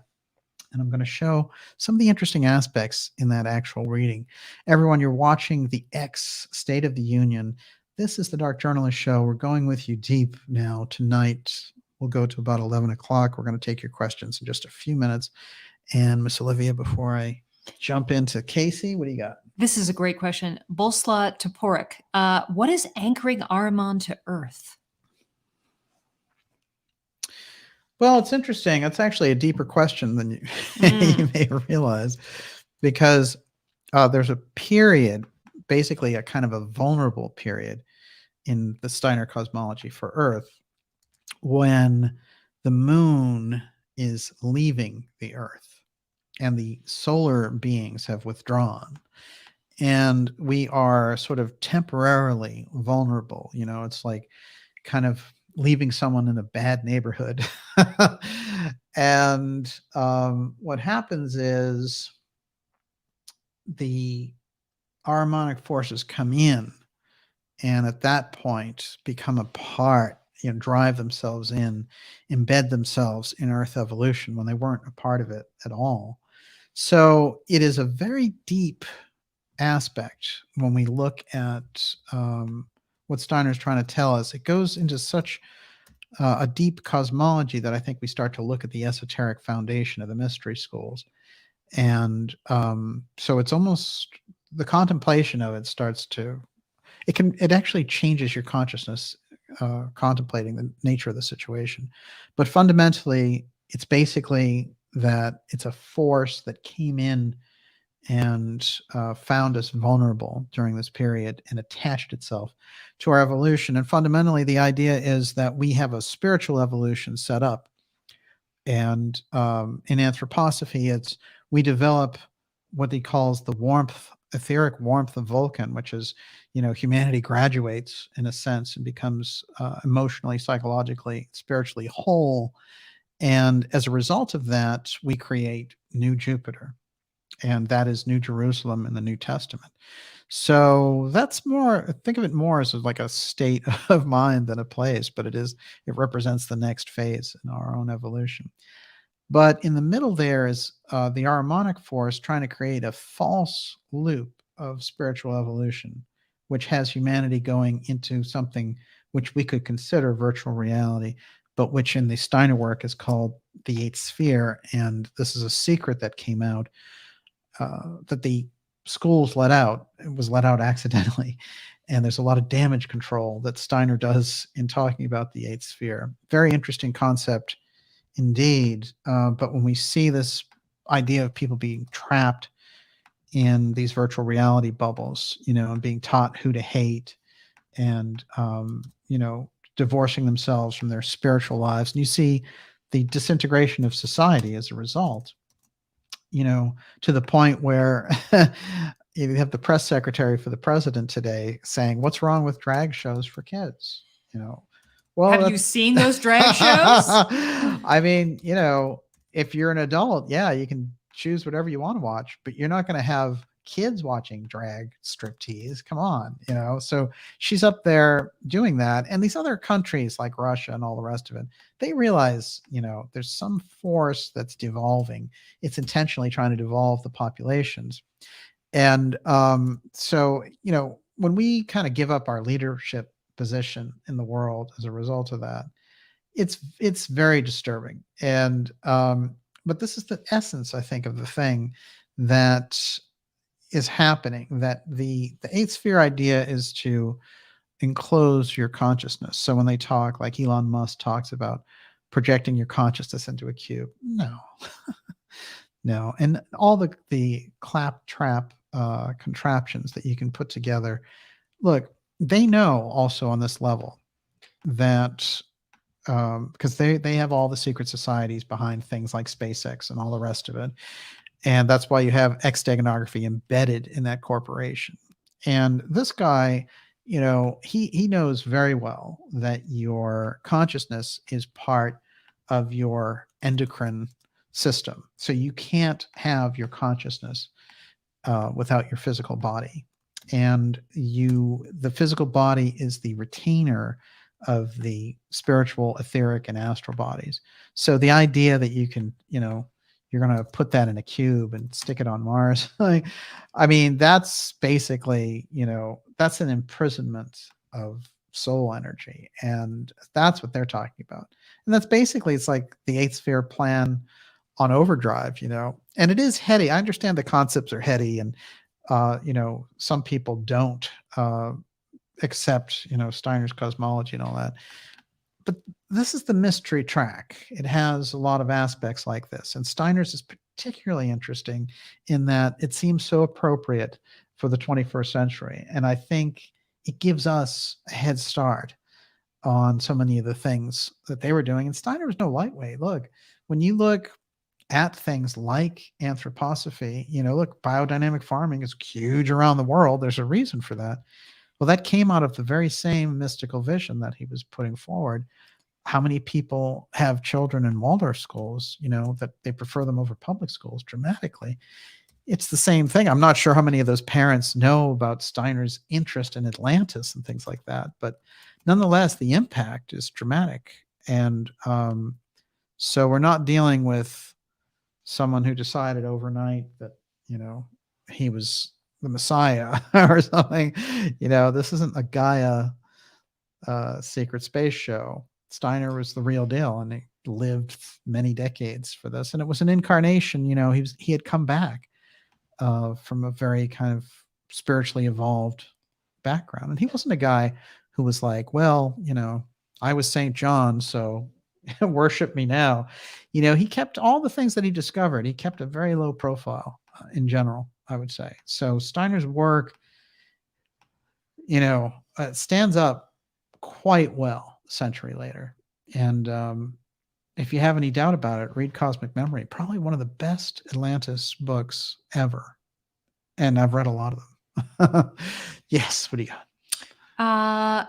Sam R., do any ancient texts mention Ahriman's presence on other worlds? Well, it depends on how you interpret the Persian texts dealing with him. You could interpret them that way, but I think it's interesting to look at Ahriman from that perspective of the Persian mythology dealing with him, because I think it gives us an idea, especially since Ahura Mazda, who is the Christ figure in Zoroastrianism, is basically a Christ figure, but it's his twin. So that gives us some idea what's going on here too, which is, we're twins. This is the dark twin, this is the light twin. And what's interesting is that the variable, and the way that Steiner does this is quite fascinating. We've got his Lucifer incarnation. According to Steiner, Lucifer was incarnated in 3000 BC in Asia. Then we had the Christian incarnation and the mystery of Golgotha and everything that goes along with this, the moving from death to life and resurrection and all the rest. And then we have to face off against this Arimannic incarnation, and that he places it in the era that we're in, in this, somewhere in this 100-year period. But the incarnation is interesting, and the way he suggests it is interesting, because it sounds like the technology is necessary for the incarnation. And there's some strange attachment of technology with the Arimannic piece. But he identifies Ahriman as Mephistopheles in Faust. So that's the character that we're dealing with. A quick jump now over to the Atlantis piece, and then we'll do the rest of your questions. Okay, you got it. Because we've been smart. We've been taking them as we go, so we just don't drown in questions at the end. But, speaking of drowning, how about the Noah figure in the Edgar Cayce Atlantis story, Iltar? Iltar tries to warn his countrymen what's going on, that basically the gods are angry with what they've done with the two-eyed stone and everything else. And they blow him off, and the Belial group, which is in charge, actually tries to get rid of him. And Iltar is part of the Emilius group, and sometimes referred to in the Cayce readings as First Water Atlantean. And there's a recognition of Iltar later in the Aztec and Mayan texts dealing with Aztlan and the destruction of this Atlantis. And he is the figure who basically is taking off, and you can see in the background there's a volcano blowing up, and there are people in the water. And Iltar is headed, according to Cayce, he's headed to Yucatan. And what he does, he decides, hey, you know what I'm going to do? I'm going to recreate Atlantis in Yucatan, and I'm going to take the 50 people of my group, and I'm going to go there. And in fact, he does. In 20, 30 years, he rebuilds an entirely thriving Atlantis-type civilization as the actual Atlantis is sinking. One of the things that he does is he places the records of the Atlanteans in Yucatan in a temple. And so when asked where the Hall of Records of the Atlanteans are, Cayce said there are 3, and that they had preserved all the information about their culture, technology, and everything else in these 3 places in the earth. One of those places was, of course, at Giza, and under the Sphinx, the right paw of the Sphinx. Something very important about that we're going to bring forward in the 5-year anniversary X series show on March 24th. So mark that on your calendar. It's going to be very significant. But in any case, the story goes from there that the other place where the records were kept were at the Poseidon Temple, which was part of Bimini. Poseidon was a large island there, and the only piece left of it is what's in the Bahamas scattered and Bimini. And that was once one whole huge island. So Bimini is the last piece of it. And one of the things that Cayce tried to bring in, and it was quite fascinating because, first of all, nobody had ever suggested there was a Hall of Records or anything about the paws of the Sphinx or anything. That's all Cayce. The next thing that he puts on the map is Bimini being anything of significance. Bimini is quite remarkable. And Cayce was able to say, well, this was Poseidia. This was the headquarters of the Emilius group in Atlantis. And that the Poseidians, their temple sank with the records in it right off the coast of Bimini, but through the slime of ages would start to, be seen again and would start to rise from the surface to the surface from under the water. And he said, expect it in 68 or 69, somewhere in there, you'll start to see it. And that's when J. Manson Valentine discovers the Bimini Road, the Bimini Wall right there. Fascinating megalithic structure right off the coast of North Bimini. Now, when we're looking at these pieces, Cayce is predicting these things out as part of a larger awakening of humanity. So he predicts, well, they're going to find the Hall of Records, or they're going to find the Poseidian Temple. They're going to find the Iltar piece. And it's interesting with Iltar because, of course, the Yucatan is one of those places which, although there's a lot of jungle and everything else, it is accessible. And I'm sure there are a lot of people, in addition to the genuine researchers, looking for those ruins. Now, what happened only in the last couple of days is there was this announcement, as I mentioned at the top of the program, about an entrance being discovered in the Great Pyramid. And this is right where the entrance is. They found basically another one. That they hadn't found it before is quite unusual. And they had used this process in the 70s, as I mentioned, through SRI, called cosmic rays to find different vaults in there. And apparently they were utilizing this very same methodology. That is a picture of the pyramid, and we're getting now reports on this. They're not, they're not giving us any more than some of the basic idea, but they say there's going to be more basically coming up in relation to this. And that's by Santa. That's actually Graham Hancock's wife who took that picture. And they do, some remarkable travel in relation to that. What I think we can start to see, and I wanted to mention this too, because a lot of people had mentioned to me that Dutch Sins, who's this guy that's really been he's been on YouTube doing reports for a long time. Probably, he was one of the first channels that I remember who was covering, and at the time I think he was doing earthquakes, which I think he still does earthquakes and weather patterns around the globe. But he found through Google Earth a structure off the coast of Florida, right there in the hot zone.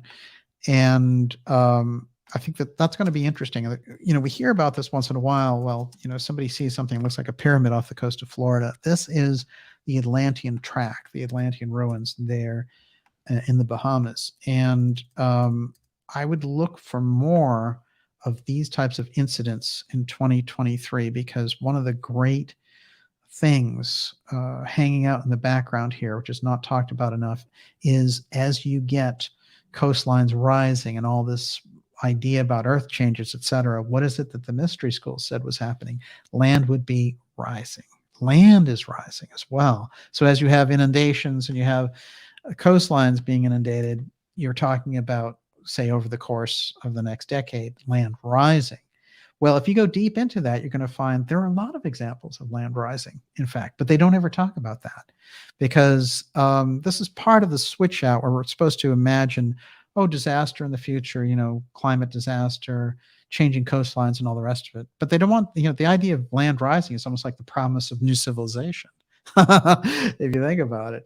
And so we have like New Atlantis and Ernest Hemingway's brother founding New Atlantis there by buying lots in the Atlantic Ocean, and this whole piece that operates there in the hot zone around this, it's because there's an understanding there that at some point this is something, it's a done deal, it's happening. And that's left off the front pages. What's interesting is a story just came out, a scientific expedition about these 7 islands that came up. And this is something that happened in the South Pacific.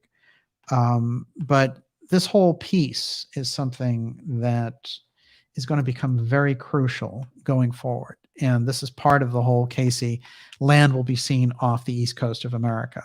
You know, how more obvious can you get than that? This is crucial. So what Cayce was trying to tell us, though, also included, as I mentioned, Montana. And this is what's interesting, because we had all these strange things going on in Montana, and Cayce had identified Livingston, Montana, in giving this reading. Before I read off of the details of that reading, I want you to know that there are a lot of very interesting UFO sightings in Livingston. This one is from 2 years ago, and it's a well-documented case, and it's an incredible shot of a daytime UFO in Livingston, Montana. When I went back into the history, of course, I went and looked through the ATIC, not ATIP, the ripoff group, but ATIC, ATIC from 1957. And right in 1957, they had Livingston, Montana UFO sightings, a long green flame coming from some object at 33,000 feet, observed by a B-52.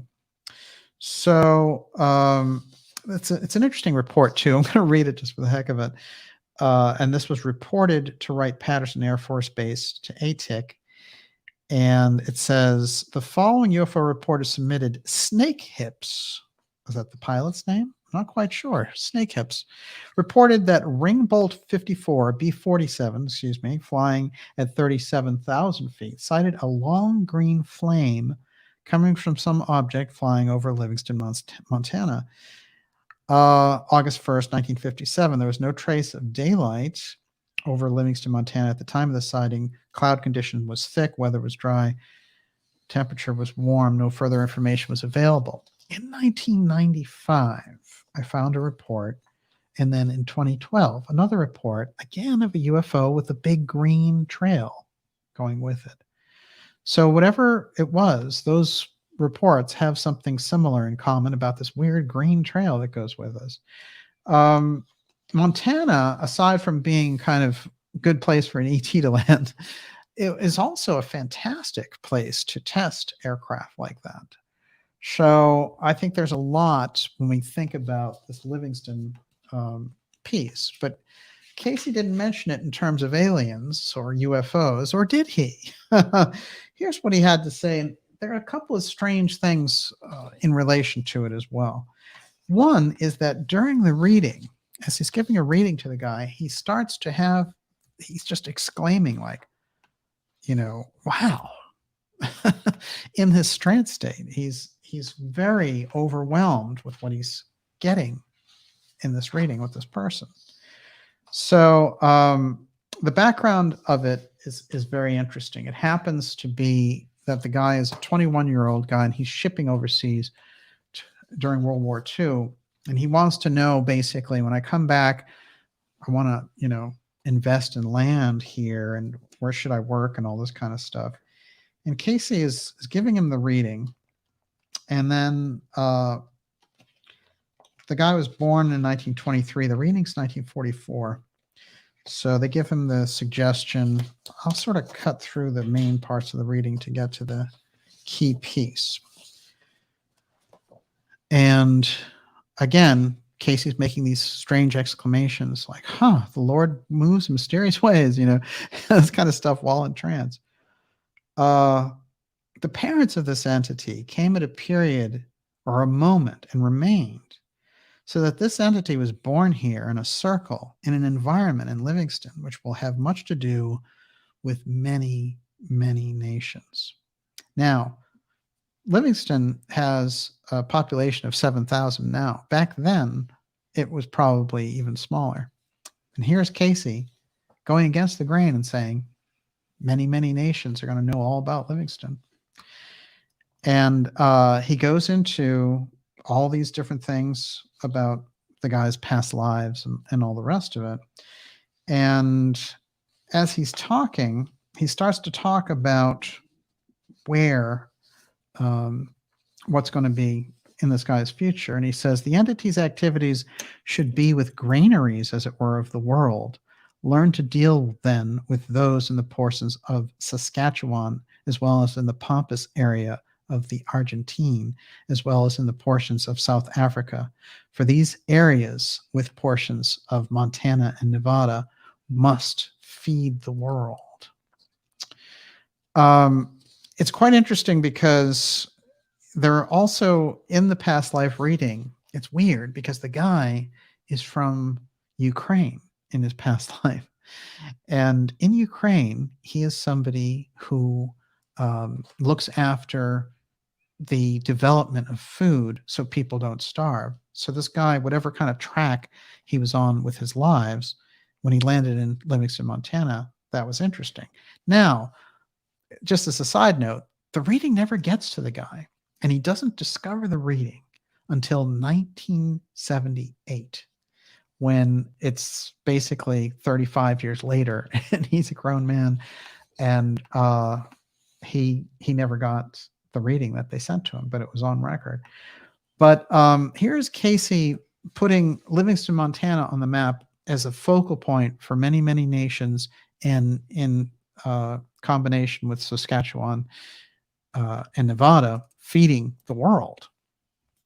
Now, considering the unusual activities that we've had in relation to Montana about the UFO shoot down and Malmstrom Air Force Base, the nuclear shutdown there, and then the strangeness that we've seen, Montana becomes very interesting for us. A couple of quick map things that are going to help us figure out what we're talking about.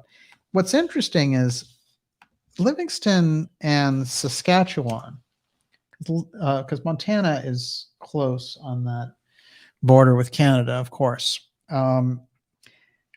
What's interesting about that to me is he's identifying this region, but if you even stretch it out further, let's see if I can do this. You can carry that line all the way down, Saskatchewan here, Livingston there, and then Nevada here. So this is the track that Cayce is saying is someday going to feed the world.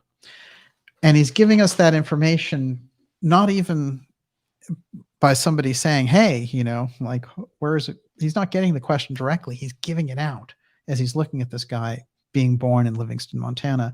And he's describing all these incredible things to Livingston, which after the reading, everyone looks around and says, what is it about Livingston? We don't know anything about the place. Well, in the history, it's interesting because if you go into it, you're going to find that Teddy Roosevelt and President Chester Arthur visited there. Actually, there's a lot of very high-profile people there. And interestingly enough, Miss Olivia, James Cameron lives there. Think about that. So does Ted Turner have property there? I haven't found Ted Turner. There's a lot of different people who've lived there, like Margot Kidder before she died, and Dennis Weaver, and a lot of actors and actresses. But Cameron was the one that stood out for me because he's somebody who... Because he's an insider? Yeah, exactly. He also goes around to all these different, kind of underwater pieces. And don't tell me that that isn't part of the underwater research that we're talking about.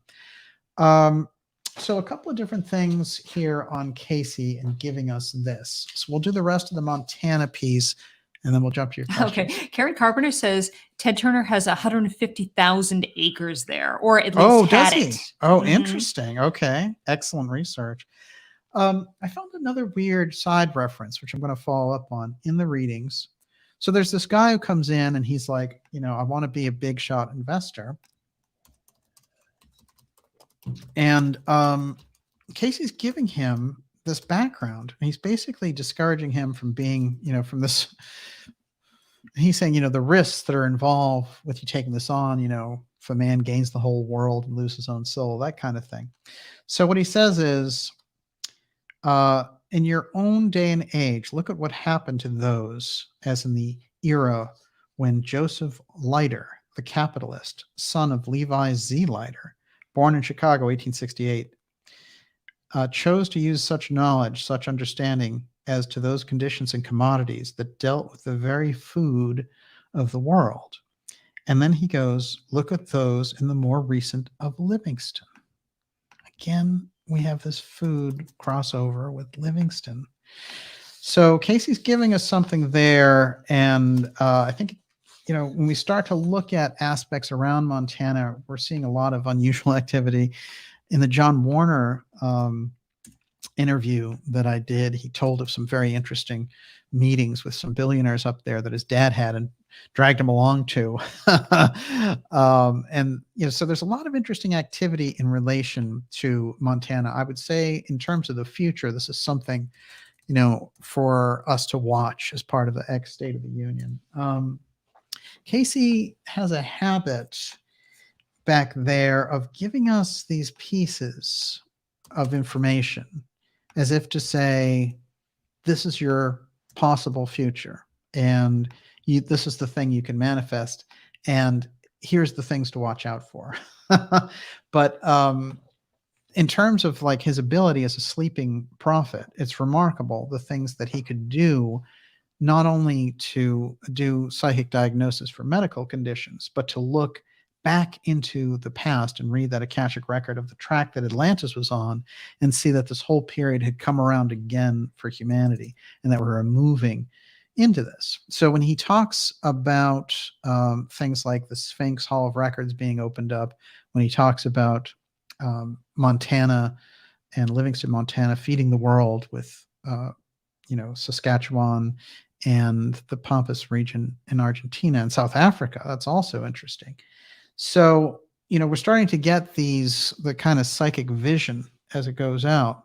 What's interesting for me is the kind of X-ray vision that Cayce had in this psychic state, because there was one reading which said that, at one point the Nile River actually emptied out into the Atlantic. And at the time, in 1922, 23, that was not something that anyone had accepted scientifically at all. But when we got the ability with satellites, et cetera, to see that, they found ancient riverbeds that went directly, that line clearly went out to the Atlantic. So it's real fascinating when we start to see the kind of visions that he had and then start to ponder, where did all this come from? Well, I wanted to bring up a couple of things about Cayce in terms of his own kind of background or his own process too. A couple of quick things. One, he describes what happens when he's giving these readings. It's quite interesting. There's a lot of interesting stories about Cayce, including the man with the turban who shows up once in a while. But here's his description of the psychic process. Quote, as I move along this path of light, I gradually become conscious of various levels upon which there is movement. Upon the first levels, there are vague, horrible shapes, grotesque forms, such as one sees in nightmares. Passing on, there begin to appear on either side misshapen forms of human beings with some part of the body magnified. Again, there is change, and I become conscious of a gray hooded forms moving downward. Gradually, these become lighter in color. Then the direction changes, and these forms move upward, and the color of the robes grows rapidly lighter. Next, there begin to appear on either side vague outlines of houses, walls, trees, etc., but everything is motionless. As I pass on, there is more light and movement in what appear to be normal cities and towns. With the growth of movement, I become aware of conscious of sounds, at first indistinct rumblings, then music, laughter, even the singing of birds. There's more and more lights and colors become very beautiful, and then the sound of wonderful music. The houses are left behind. Ahead, there is only the blending of sound and color. Quite suddenly, I come upon a hall of records. It is a hall without walls, without ceiling, but I'm conscious of seeing an old man who hands me a large book, a record of the individual for whom I seek information. It's quite a miraculous process. There's a note here by Gladys Davis that says, he said he had again had the experience of going to the Hall of Records to the old man with the books. This time, however, he felt himself to be a bubble traveling through water to arrive at the place where he always got the information. So obviously, that ability to astral travel is something that he picked up in various lives and developed uh, in a psychic fashion early on during his Egyptian incarnation. I will mention that, but we're going to take your questions now to stay on time. And Miss Olivia, Okay. that means you're Let's up. start here. Bo Krill says, is any of this connected to all those major food processing facilities that either went up in smoke, had planes falling on them, or just exploded this past year? And David Donaway says the Bush family seem to have a lot of land in Patagonia and seem to be buying up aquifer properties. Oh, yeah. We saw that episode on Jesse Ventura's conspiracy theory. Remember? Oh, yeah. Well, the Bush thing has been out there for a long time Yeah. that they were doing that. And a number, just like the Cheneys own so much of Wyoming, you know, it's strange. And what they're planning for, they may have knowledge of a massive event like a pole shift or something of that nature, and they are buying up the key spots with this. But you know, my guess also is that they're in for a few surprises. But it's interesting to me because when you look at that type of process that's going on with the blowing up of all the food processing centers, it's a different issue, but it reminds you when you see something, just like when they started with the container problems a couple of years ago, and they were like, oh, there's all this stuff offshore, but the truckers can't take it, you know, and there was all this weird stuff about the truckers, and finally it culminated in the trucker caravan to Canada, and this all became a big advertisement for these trucks that they have that are automated. Say, hey, those pesky truck drivers won't give you a problem anymore. They weren't able to pick things up, and they were, you know, protesting. So that really makes a case for these automated, you know, satellite-driven trucks, which sounds like an absolute nightmare to me. But it's interesting to me because there's a number of things about how they want to redesign the world, and they're not telling the fundamental issue with that whole elite leadership clique is that they are fundamentally, you know, doing things on their own, and they think, oh, we are masters of the universe, we're going to do this stuff, and we're not going to do it, you know, we're not going to check in with the population, we're just going to make it happen. And by the way, we think there's too many of you anyway, so we're just going to learn how to depopulate. Now this is the trend that we're in, and the problem is that they're sorely mistaken, because as far as leadership goes, you know, they're not superior by any stretch of the imagination. And if anything, they should be looking to their own citizens for solutions. And the only way that, you know, the world is going to make it is by pulling together. And this idea of a small group, you know, Jeff Bezos, I mean, I'd like to survive a pole shift with Jeff Bezos and Mark Zuckerberg. I don't. There's got to be a better future than that. Yes. Okay, we're going to bounce around. Tracker001 says, one day ago, CNN, Japan has recounted its islands and discovered it has 7,000 more than it previously thought. 7,000. Digital mapping by the Geospatial Information Authority of Japan, GSI. Well, it's interesting because, you know, there's some very strange pieces in the Cayce predictions about Japan, which say that a good portion of Japan must go into the sea. I don't know, you know, when you look at that world map and the shifts that the mystery schools were trying to warn us about, and if you go back, you know, you'll find Theosophy, Anthroposophy, Steiner, the Gurdjieff work, they're all trying to set us up for this kind of societal collapse and seemingly like massive earth changes, so that, you know, as groups of people, there'll be evolutionary trends that will be going on, so that when this stuff hits, humanity will be in a good place. It's kind of like that. It has a hint of that Noah's Ark thing, and how long that process is. You know, I remember there's a reading where they asked Cayce, you know, when is this going to take place? And he said, well, it's a gradual process, not a cataclysmic one for humanity at this stage. And he was talking in 1941. But he did talk about the period between 58 and 98 being a testing period. So he also talked about a major change taking place in 1958. And some of the research I revealed, which is something I'm coming out with, and it has to do with the International Geophysical Year. which is something that Lloyd Berkner did. And I put a section of that in the LBJ UFO File episode at the beginning of January, but there's a lot more coming. And we might get some very interesting people on board to do that one with. Yes. Sam R., did Cayce ever communicate with Ahriman in his trances? No, I imagine he would endeavor to stay away from him. Well, but he went into some strange places. Here's what's interesting that you mentioned that, though, because when Steiner decided that he needed, Steiner, again, multi-talented, decided he needed to sculpture Ahriman. And he did that incredible sculpture, which I've shown many times. Now everyone's seen that, and whoa, it scared everyone the same way. I had a strong reaction to it.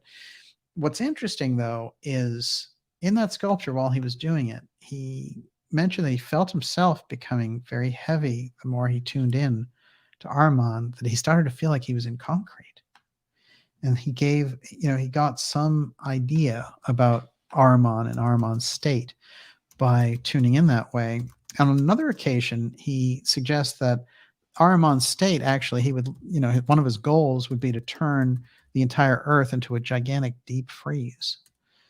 I found that interesting as well, because he mentioned an actual physical condition that was conducive for Ahriman. And I always think of that D chip that Alana Freeland talks about, and how they need to have the coldest temperature, colder than space, for this thing to do its micro computing, quantum computing. So there's something going on there. Yes. Priscilla Z., did Cayce predict the end of the U.S.? No, I mean, there are a lot of open doors for opportunities and possibilities. And he saw, like many of the mystery schools do, America as kind of the doorway leading humanity. And he said that, they were failing at that task. And this is, getting into the world wars and the Depression. He was seeing it up close. But what's interesting is both Steiner and Cayce talked about, if America failed, the leadership of the world moving to the east, which was not a positive thought and not a positive step. So the idea that like China would run things, with their incredible repressive system, etc. So it's very important that America, in its true sense, the true idealism of America, succeed, and not the kind of crazy politician Silicon Valley psychos, but the real freedom impulse, which was delivered basically by a mystery school right in the founding of America. Yes. Okay, so everyone, before you start, you're watching the Dark Journalist X State of the Union. It's great to have everyone in the ideas room with us. And I want to remind you to, if you haven't already, especially if you're new, go ahead and sign up for our newsletter. That's a free newsletter, but it keeps us in touch, especially with all the social media censorship going on. You're up. Okay. The weed in your garden. Question: could aliens be giving financial support to the deep state? Can the USA be in debt / fund a proxy war? Half of America looks like a third world. What are your thoughts? Well, I'll tell you on the alien thing, I've been studying the case of Charles Hall quite a bit lately. And I'd like to talk to Charles Hall.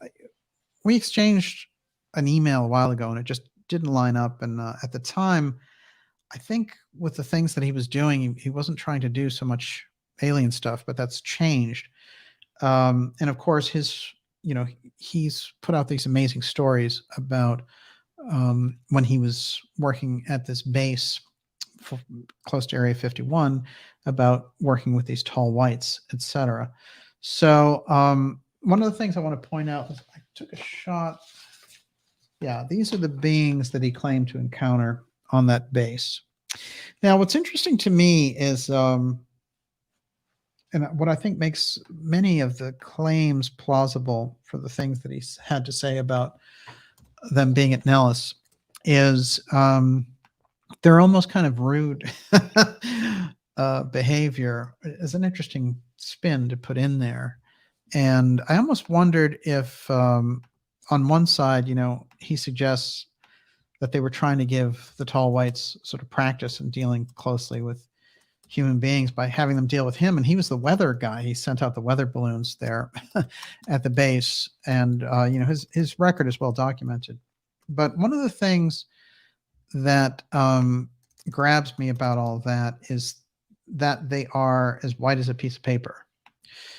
And it reminded me of a story of Cayce talking about that period during the Temple Beautiful in Egypt when the people were kind of resembled these tall whites. And I wondered about that. And also the fact that whenever he would ask them where they were from, they would be like, oh, how well do you know astronomy? Well, if you don't know, then what's the point in telling you? Almost the suggestion is there for me that maybe they aren't interstellar. Maybe that he was looking at a homegrown group here that had maintained their technology and been underground for a while. This goes with me a little bit, the Cosmos Club piece, if you're familiar with the episodes we've done on that.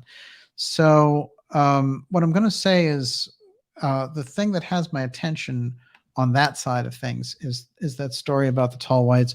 We've had the stories about the Greys and Palladians and all these stories. But I think that there is something to be said about, not that people who are in military circumstances don't get brainwashed. It's interesting, actually, because during some of his interactions, the generals that are involved with him use this little kind of microwave tool to hypnotize him and make him forget his interactions.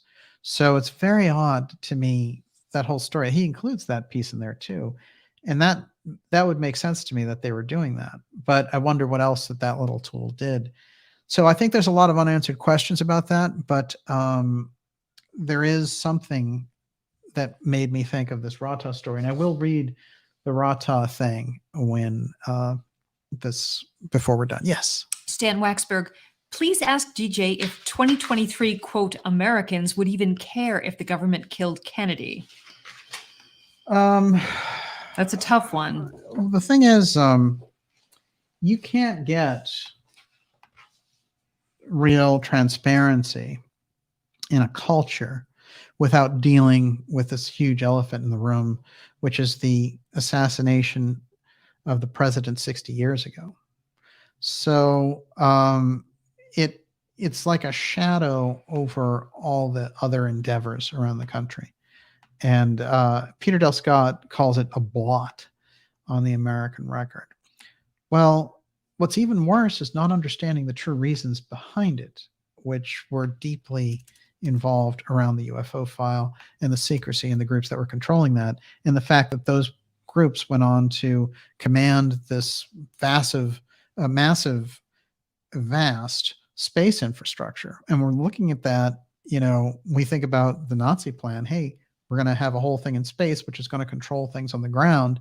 And it looks like after a while, we just got that. But the government's case on the JFK assassination is embarrassing. So, things like the magic bullet and all that stuff are a punchline in culture. So everyone knows it's a lie. Therefore, you could actually get some of that public confidence back by revealing those records. But when we hear what Trump told Napolitano, being like, it's so shocking, you wouldn't believe what's in there.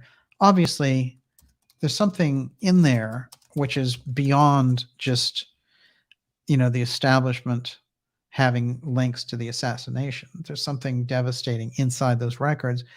And somehow, I believe through the actions of Bobby Kennedy, it was booby-trapped in such a way that they couldn't take it out. So that gets us into some very interesting places. Yes. I want to add something here, though, that there are so many people who, unless the media tells them to be upset about something, that they should be alarmed, that they should be fearful, that they should pay attention, they basically snooze right through it. True. So whatever comes out, disclosure about JFK or even UFOs or whatever, unless they have some talking head speaking in a certain tone, giving them the cue that they should perk up and pay attention and be afraid, they're busy, they're distracted. I don't know how much they're going to care about anything. A lot of them. I think there's a significant piece in there. What they've been trying to do, remember, is co-opt a lot of these things. They realize that the UFO file, the Kennedy assassination, Atlantis, so many things they need, the culture itself is opening up, and there's an awakening that's taking place. And in order for them not to be left behind, they have to come out with their own version of it. They have to have the Gary Nolan, CIA version of disclosure, and they have to have a UFO threat, and they need to have, Rubio leading the charge against the enemy aliens or whatever. So, this is the thing for us to watch. Why I think the watchword for 2023 is potency, because there's so much astroturfing going on and limited hangouts and all the rest of it. So, you have to get behind the work that is bringing you to a deeper level, and to instantly be able to pinpoint when that stuff is being astroturfed, as we showed with Gaia TV and other things tonight. I think that's essential, and it helps my own process as well when I'm doing this, because when I'm watching the kind of flimsy version of Fox doing the UFO file, I'm thinking to myself, what do people really get out of that? They don't learn anything. They don't learn about the secrecy. They don't learn about who's operating the craft. They don't learn about the history. They don't learn about the advanced human tech either. So what they get is like a weird half-baked version. And they get told to go back to sleep. People do not ask good questions. They accept what they're told. And then I'm always wondering, the interviewers start going, ask the question, where are the follow-up questions? Nobody wants any details. It's interesting. Well, we get good questions in the ideas room anyway. That's certainly true. We do have that. Yes, Miss Olivia. Okay, all right. Let's go to Russia for a minute. Simone Nyman wants to know, Russia. Do you think Russia has a breakaway civilization? And was the UFO over Russia Nazi International? Well, it's interesting to contemplate the breakaway piece, because the actual term came from Kit Green, interestingly enough, and Dolan adopted it and then abandoned it for some reason. But what's interesting is the breakaway aspect. We have this concept in government about breakaway republics. And so you have this large structure like the Soviet Union used to be, and then you'd have one republic that would break away. When you bring that into levels of groups of technology, for example, it isn't the kind of thing that you'd even hear about. So this is why it's so important for us to get into the black projects and get into who is controlling things of that nature. When we get to the UFO file, when we get to SpaceX, when we get to the whole aerospace advancement, and they're running in this kind of with no oversight. And then that ultimately, brings us into the secrecy, the heavy, heavy secrecy of the continuity of government programs. So it's through that secrecy that you're able to have this whole thriving piece. I remember in Dr. Farrell's books, he talked about that secret system of finance and how, by the very nature of it, weird things would happen, like the bearer bonds incident that would reflect that there is some other means of exchange going on, but it doesn't happen. You and I aren't involved with it. So when somebody gets grabbed or caught with it, or there's a court case that involves it, we get some hint that there's this other structure going on. But it is something that is so under the radar, but it exists. So, as far as the society being well-rounded, when you get to the UFO file, if you open up that real, thing that we've been doing with that project for 80 years, then, we start to, as a culture, readjust. Right now, it's one small group has gone over the moon with all the information, and they were able to harvest it. And the regular run of society operates on this dumbed down level, and the point of separation is such that it's creating a schizophrenia in the culture, because it's one thing, the leadership may always have in its possession certain things that the culture doesn't, yet the imbalance by percentage is so off the charts at this point that you can't proceed in a normal fashion, which is why you're seeing such a scramble at the top to, keep down any opposition, to the point where, a year ago, they didn't want people within the same 6 feet of each other because you might talk. I'll tell you what, I'm going to put a mask on your face so you don't say anything to each other either, or the other person can't hear you. So, look, there's so much of the emperor's new clothes here, because at this point, so much of the COVID op has fallen away. And so many of the narratives that were called conspiracies about that are being proved correct, that how can you even hold, the establishment's position together? This is what we're looking at in all of these different areas. And so it's a major pendulum swing. And the other end of that swing, it looks pretty destructive given the way that these guys are holding on. So in my opinion, it's going to be, the disclosure aspect of things is going to be led by people on the ground and not by governments. And at this point, who's really would even trust them if they said, hey, UFOs are real and we're shooting them down? There's a little bit of like, or did you guys just make that up at Lockheed Martin and you're hiding the real thing? So there's a lot of knowledge on the ground. I started the show off saying the censorship level, in a way, they need to take the kind of information that we're dishing out and that we exchange in the ideas from. This is the thing that is a bother to them on a deep level, because as long as this exists, they can't fully consolidate, because they can't get everybody's, thinking on board to that level. Because if people are informed, then they can't pull that off. Look at the UFO threat thing. I think this one show, there were other shows that did it, of course, but I'm saying this one show, there was enough of a wave with the conversations that we were having about it that they couldn't pull it off in a full fashion. So the conversation makes the difference. The potency of the conversation makes the difference. I can talk about the same topic in a fluffy manner and have Gary Nolan on to talk about, there's brain chemistry with those UFOs. And by the way, I'm a CIA guy who was abducted by aliens. That might be a thrill or get a lot of views, but it doesn't get us anywhere in the research that we're doing. And that's what dark journalism is all about. Yes. Dub Butterfield, did Cayce or Steiner say anything about Space Force? I think they both talk. What's interesting is the extent to which Cayce identified the abilities of the Atlanteans technologically way before we had any of the technology. And he's talking about not only incredible flight that the Atlanteans had, but they had ships that can go through things. How do you figure that? So you can fly through a mountain? So Cayce is dramatically ahead of the curve. But if you go into Steiner's work, he also talks about them.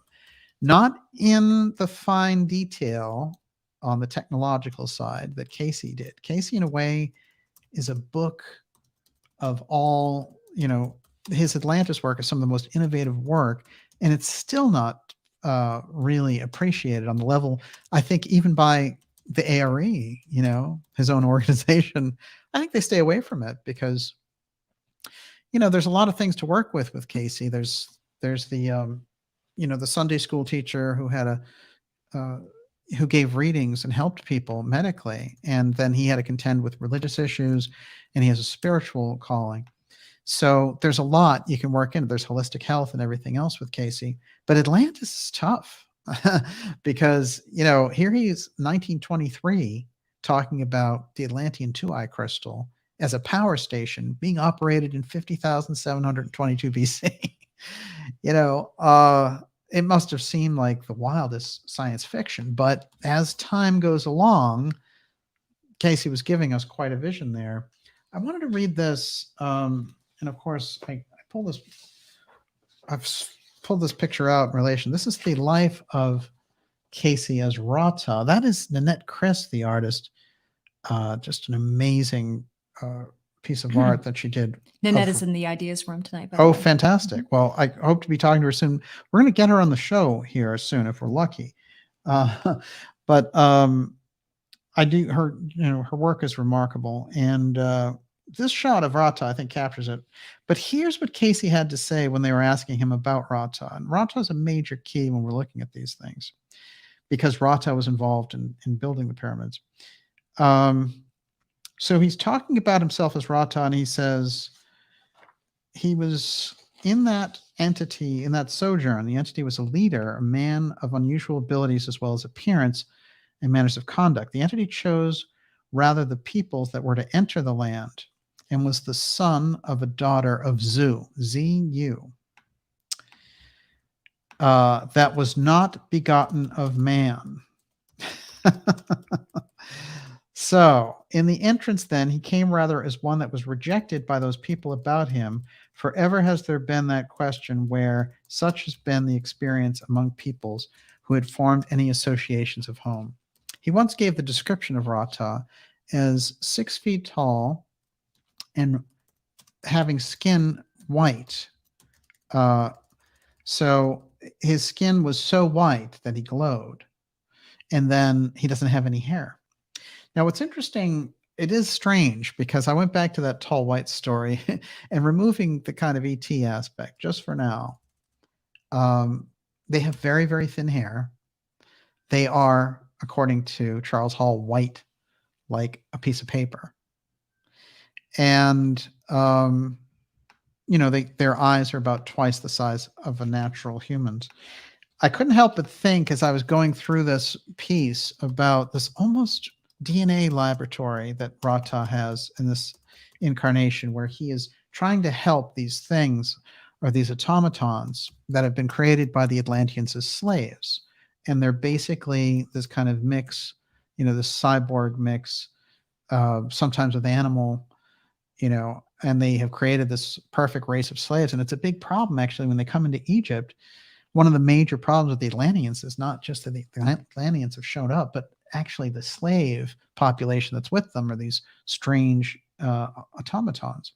So what he does, he sets out to, kind of put their endocrine system back into a place where their spiritual body can inhabit it. And he goes through this process of basically helping these beings. And it's interesting because his own strange evolution mentioned there is that he's a daughter of Zu who's not begotten by man.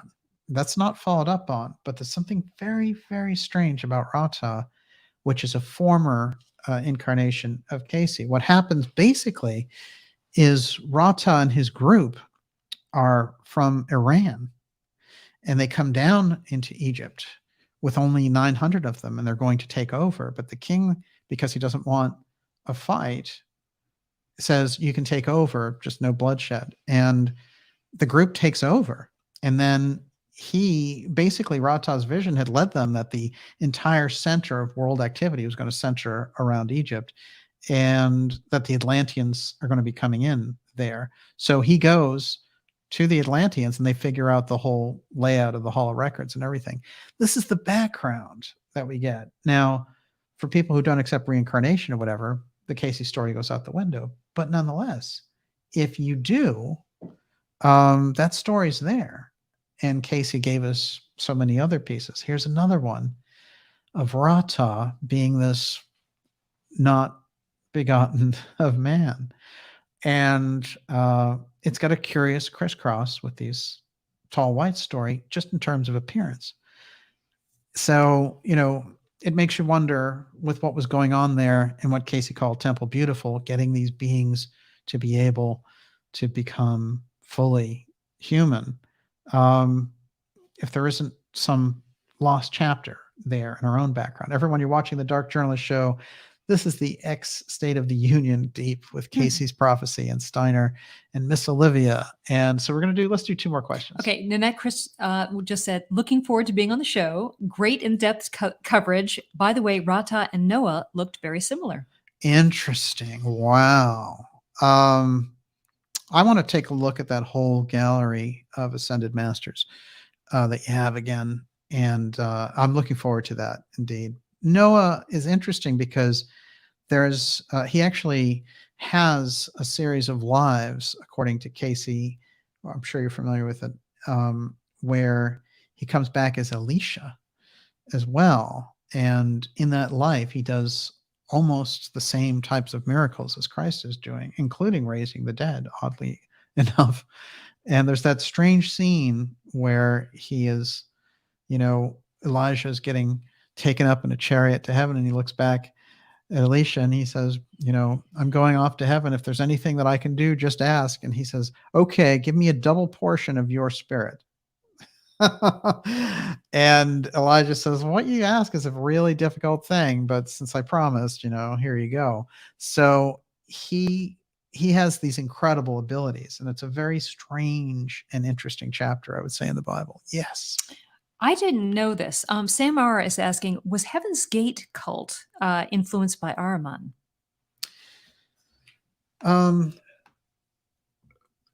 We should do a whole show on that.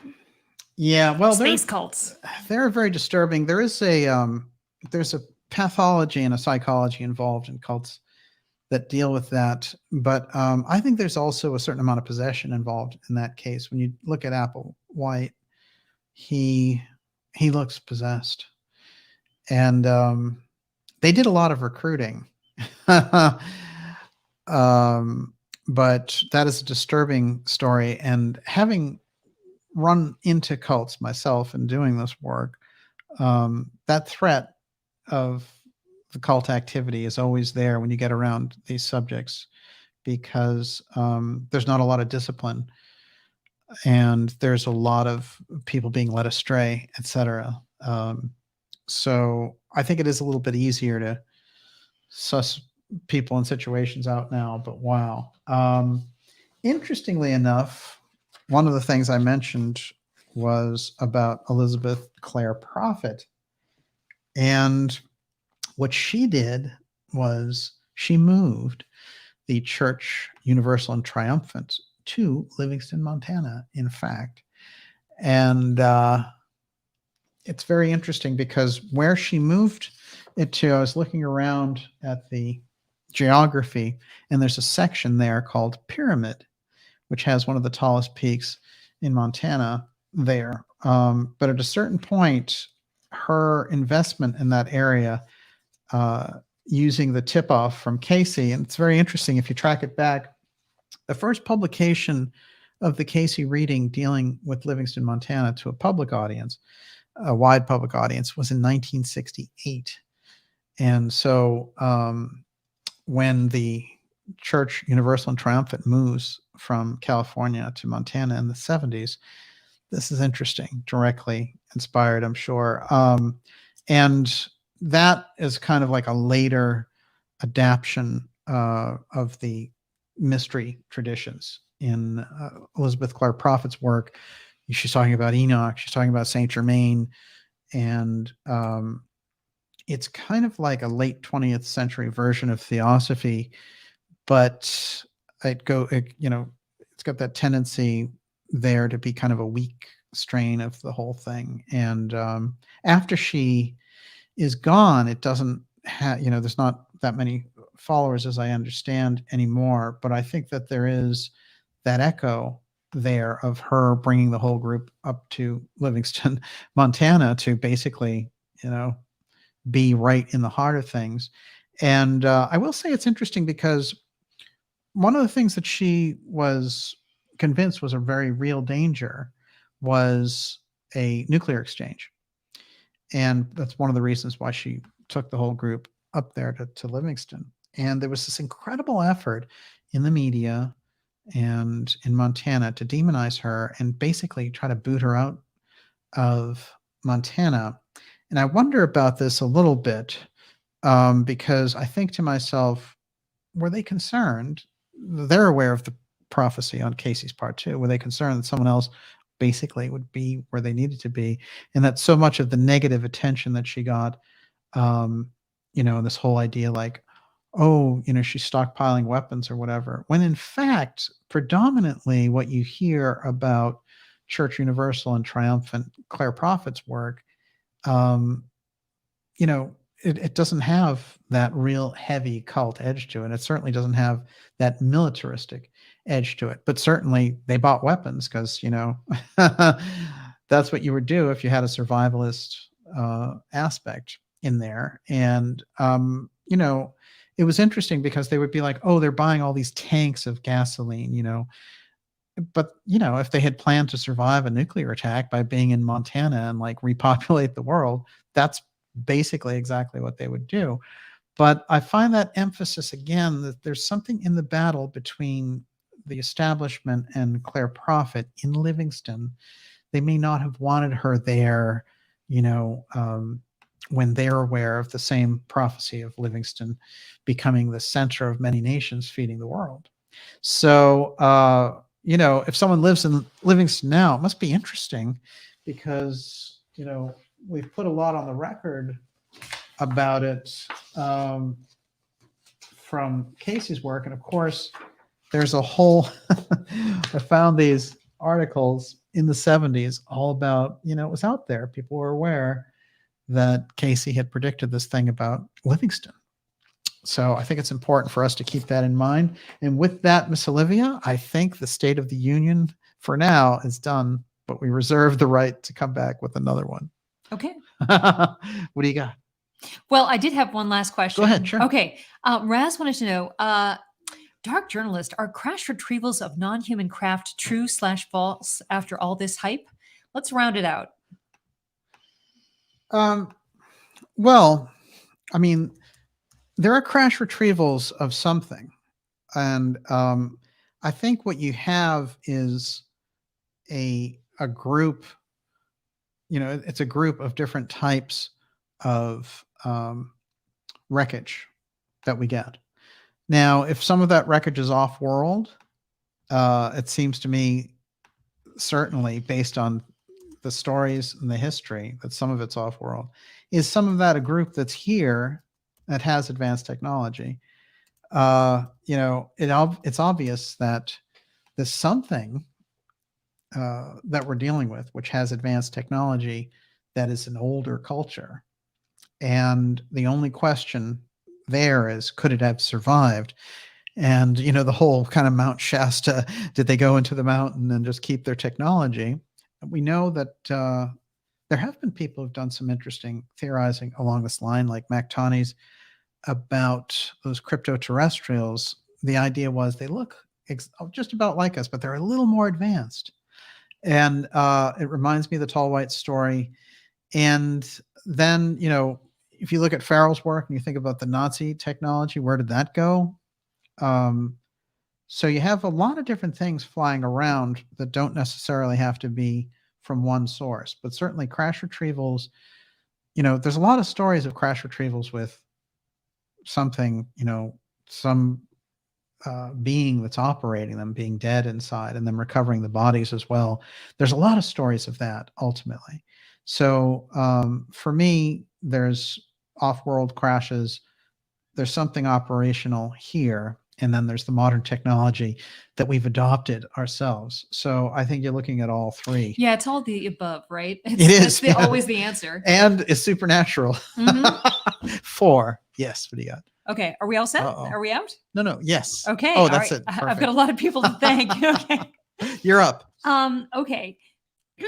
Gillenjoy R, a cult fan, Terry Doherty, Alistair Barker, Eurythmia's Fun, Catherine Rorden, Global Atlantis, Sun Hero, James Cregan, Clifton, I'm going to get this right one of these days, Rodolfer, Nancy Mercier, Robert Scott, Wait a Minute 72, W.C. Ray, Just a Girl, Fulcanelli, Jim Sarge 3ID, The Buddhas of Boston Sports, Mer Bowman, Tricky Vicky, Diane Mulligan, Jennifer Walters, Karen Carpenter, Debbie McAdoo, Dorian Hewitt, Les Scott, The Weed in Your Garden, Havardian, Balloon Alien, Cursacella, Empire of the Light, Starseed 1776M, Erica Swenson Elliott, Brian Storm, Sam R., Angela Buckley, Jack Smack, and Bo Krolls. And I know I forgot a few, so please forgive me. Incredible. We really appreciate your support. And to all our subscribers and supporters, thank you.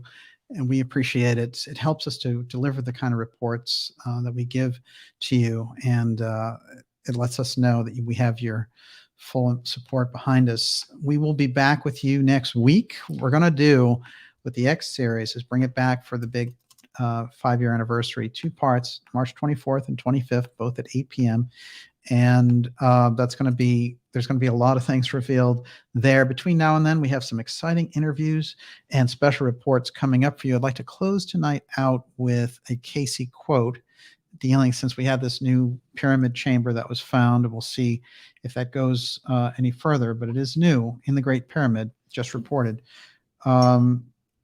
This is Cayce talking about the Sphinx and the Hall of Records. And, you know, it's very often people have thought, well, that Hall of Records is directly under the right paw of the Sphinx. But in actual fact, what he says is the entrance is there, but actually the Hall of Records itself, or sometimes called the Temple of the Hall of Records, is between then the Sphinx and the river. Here's a couple of quick quotes on that. The entity built the first of the pyramids that are not yet uncovered. Question, in referring to the uncovered pyramids in the Egyptian land, near what present place are these pyramids? Between that as is known as the mystery of the ages, the Sphinx, and the river. Here's another one. For the later pyramids, or those not yet uncovered, that had not been spoken of, are between the Sphinx, or the mystery, and the Nile, or the river. So wherever this Hall of Records is, it's between the Sphinx and the river. That is probably a very important clue that Cayce gives us there, but the entrance is there beneath the right paw of the Sphinx. Something in that piece of Cayce's work would bring an avalanche of attention on all the work that he had done and validate so much of it. And so much of it has been validated over time, but the change for humanity, I think, would be absolutely crucial. And I know that these groups have been secretly working to find this and open that information up for themselves. But according to Cayce, it's not so easy. As he said that there are, quote, sentinels built in. So it can't be crossed, basically, until it can be crossed.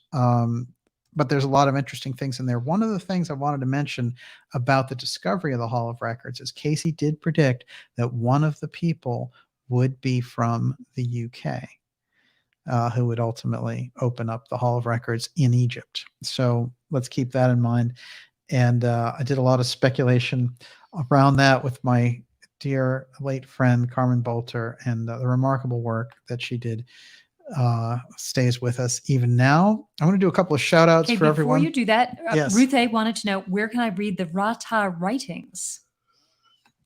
Well, there's a lot of different Cayce sources, but Cayce's Story of Egypt is, there's a lot in there. Cayce's Story of Atlantis has a lot with Rata, and the Egyptian heritage is very interesting, considering the guy Mark Lehner eventually became an establishment, a sellout, a guy who stayed far away from Cayce after the Cayce Institute sent him to college and everything.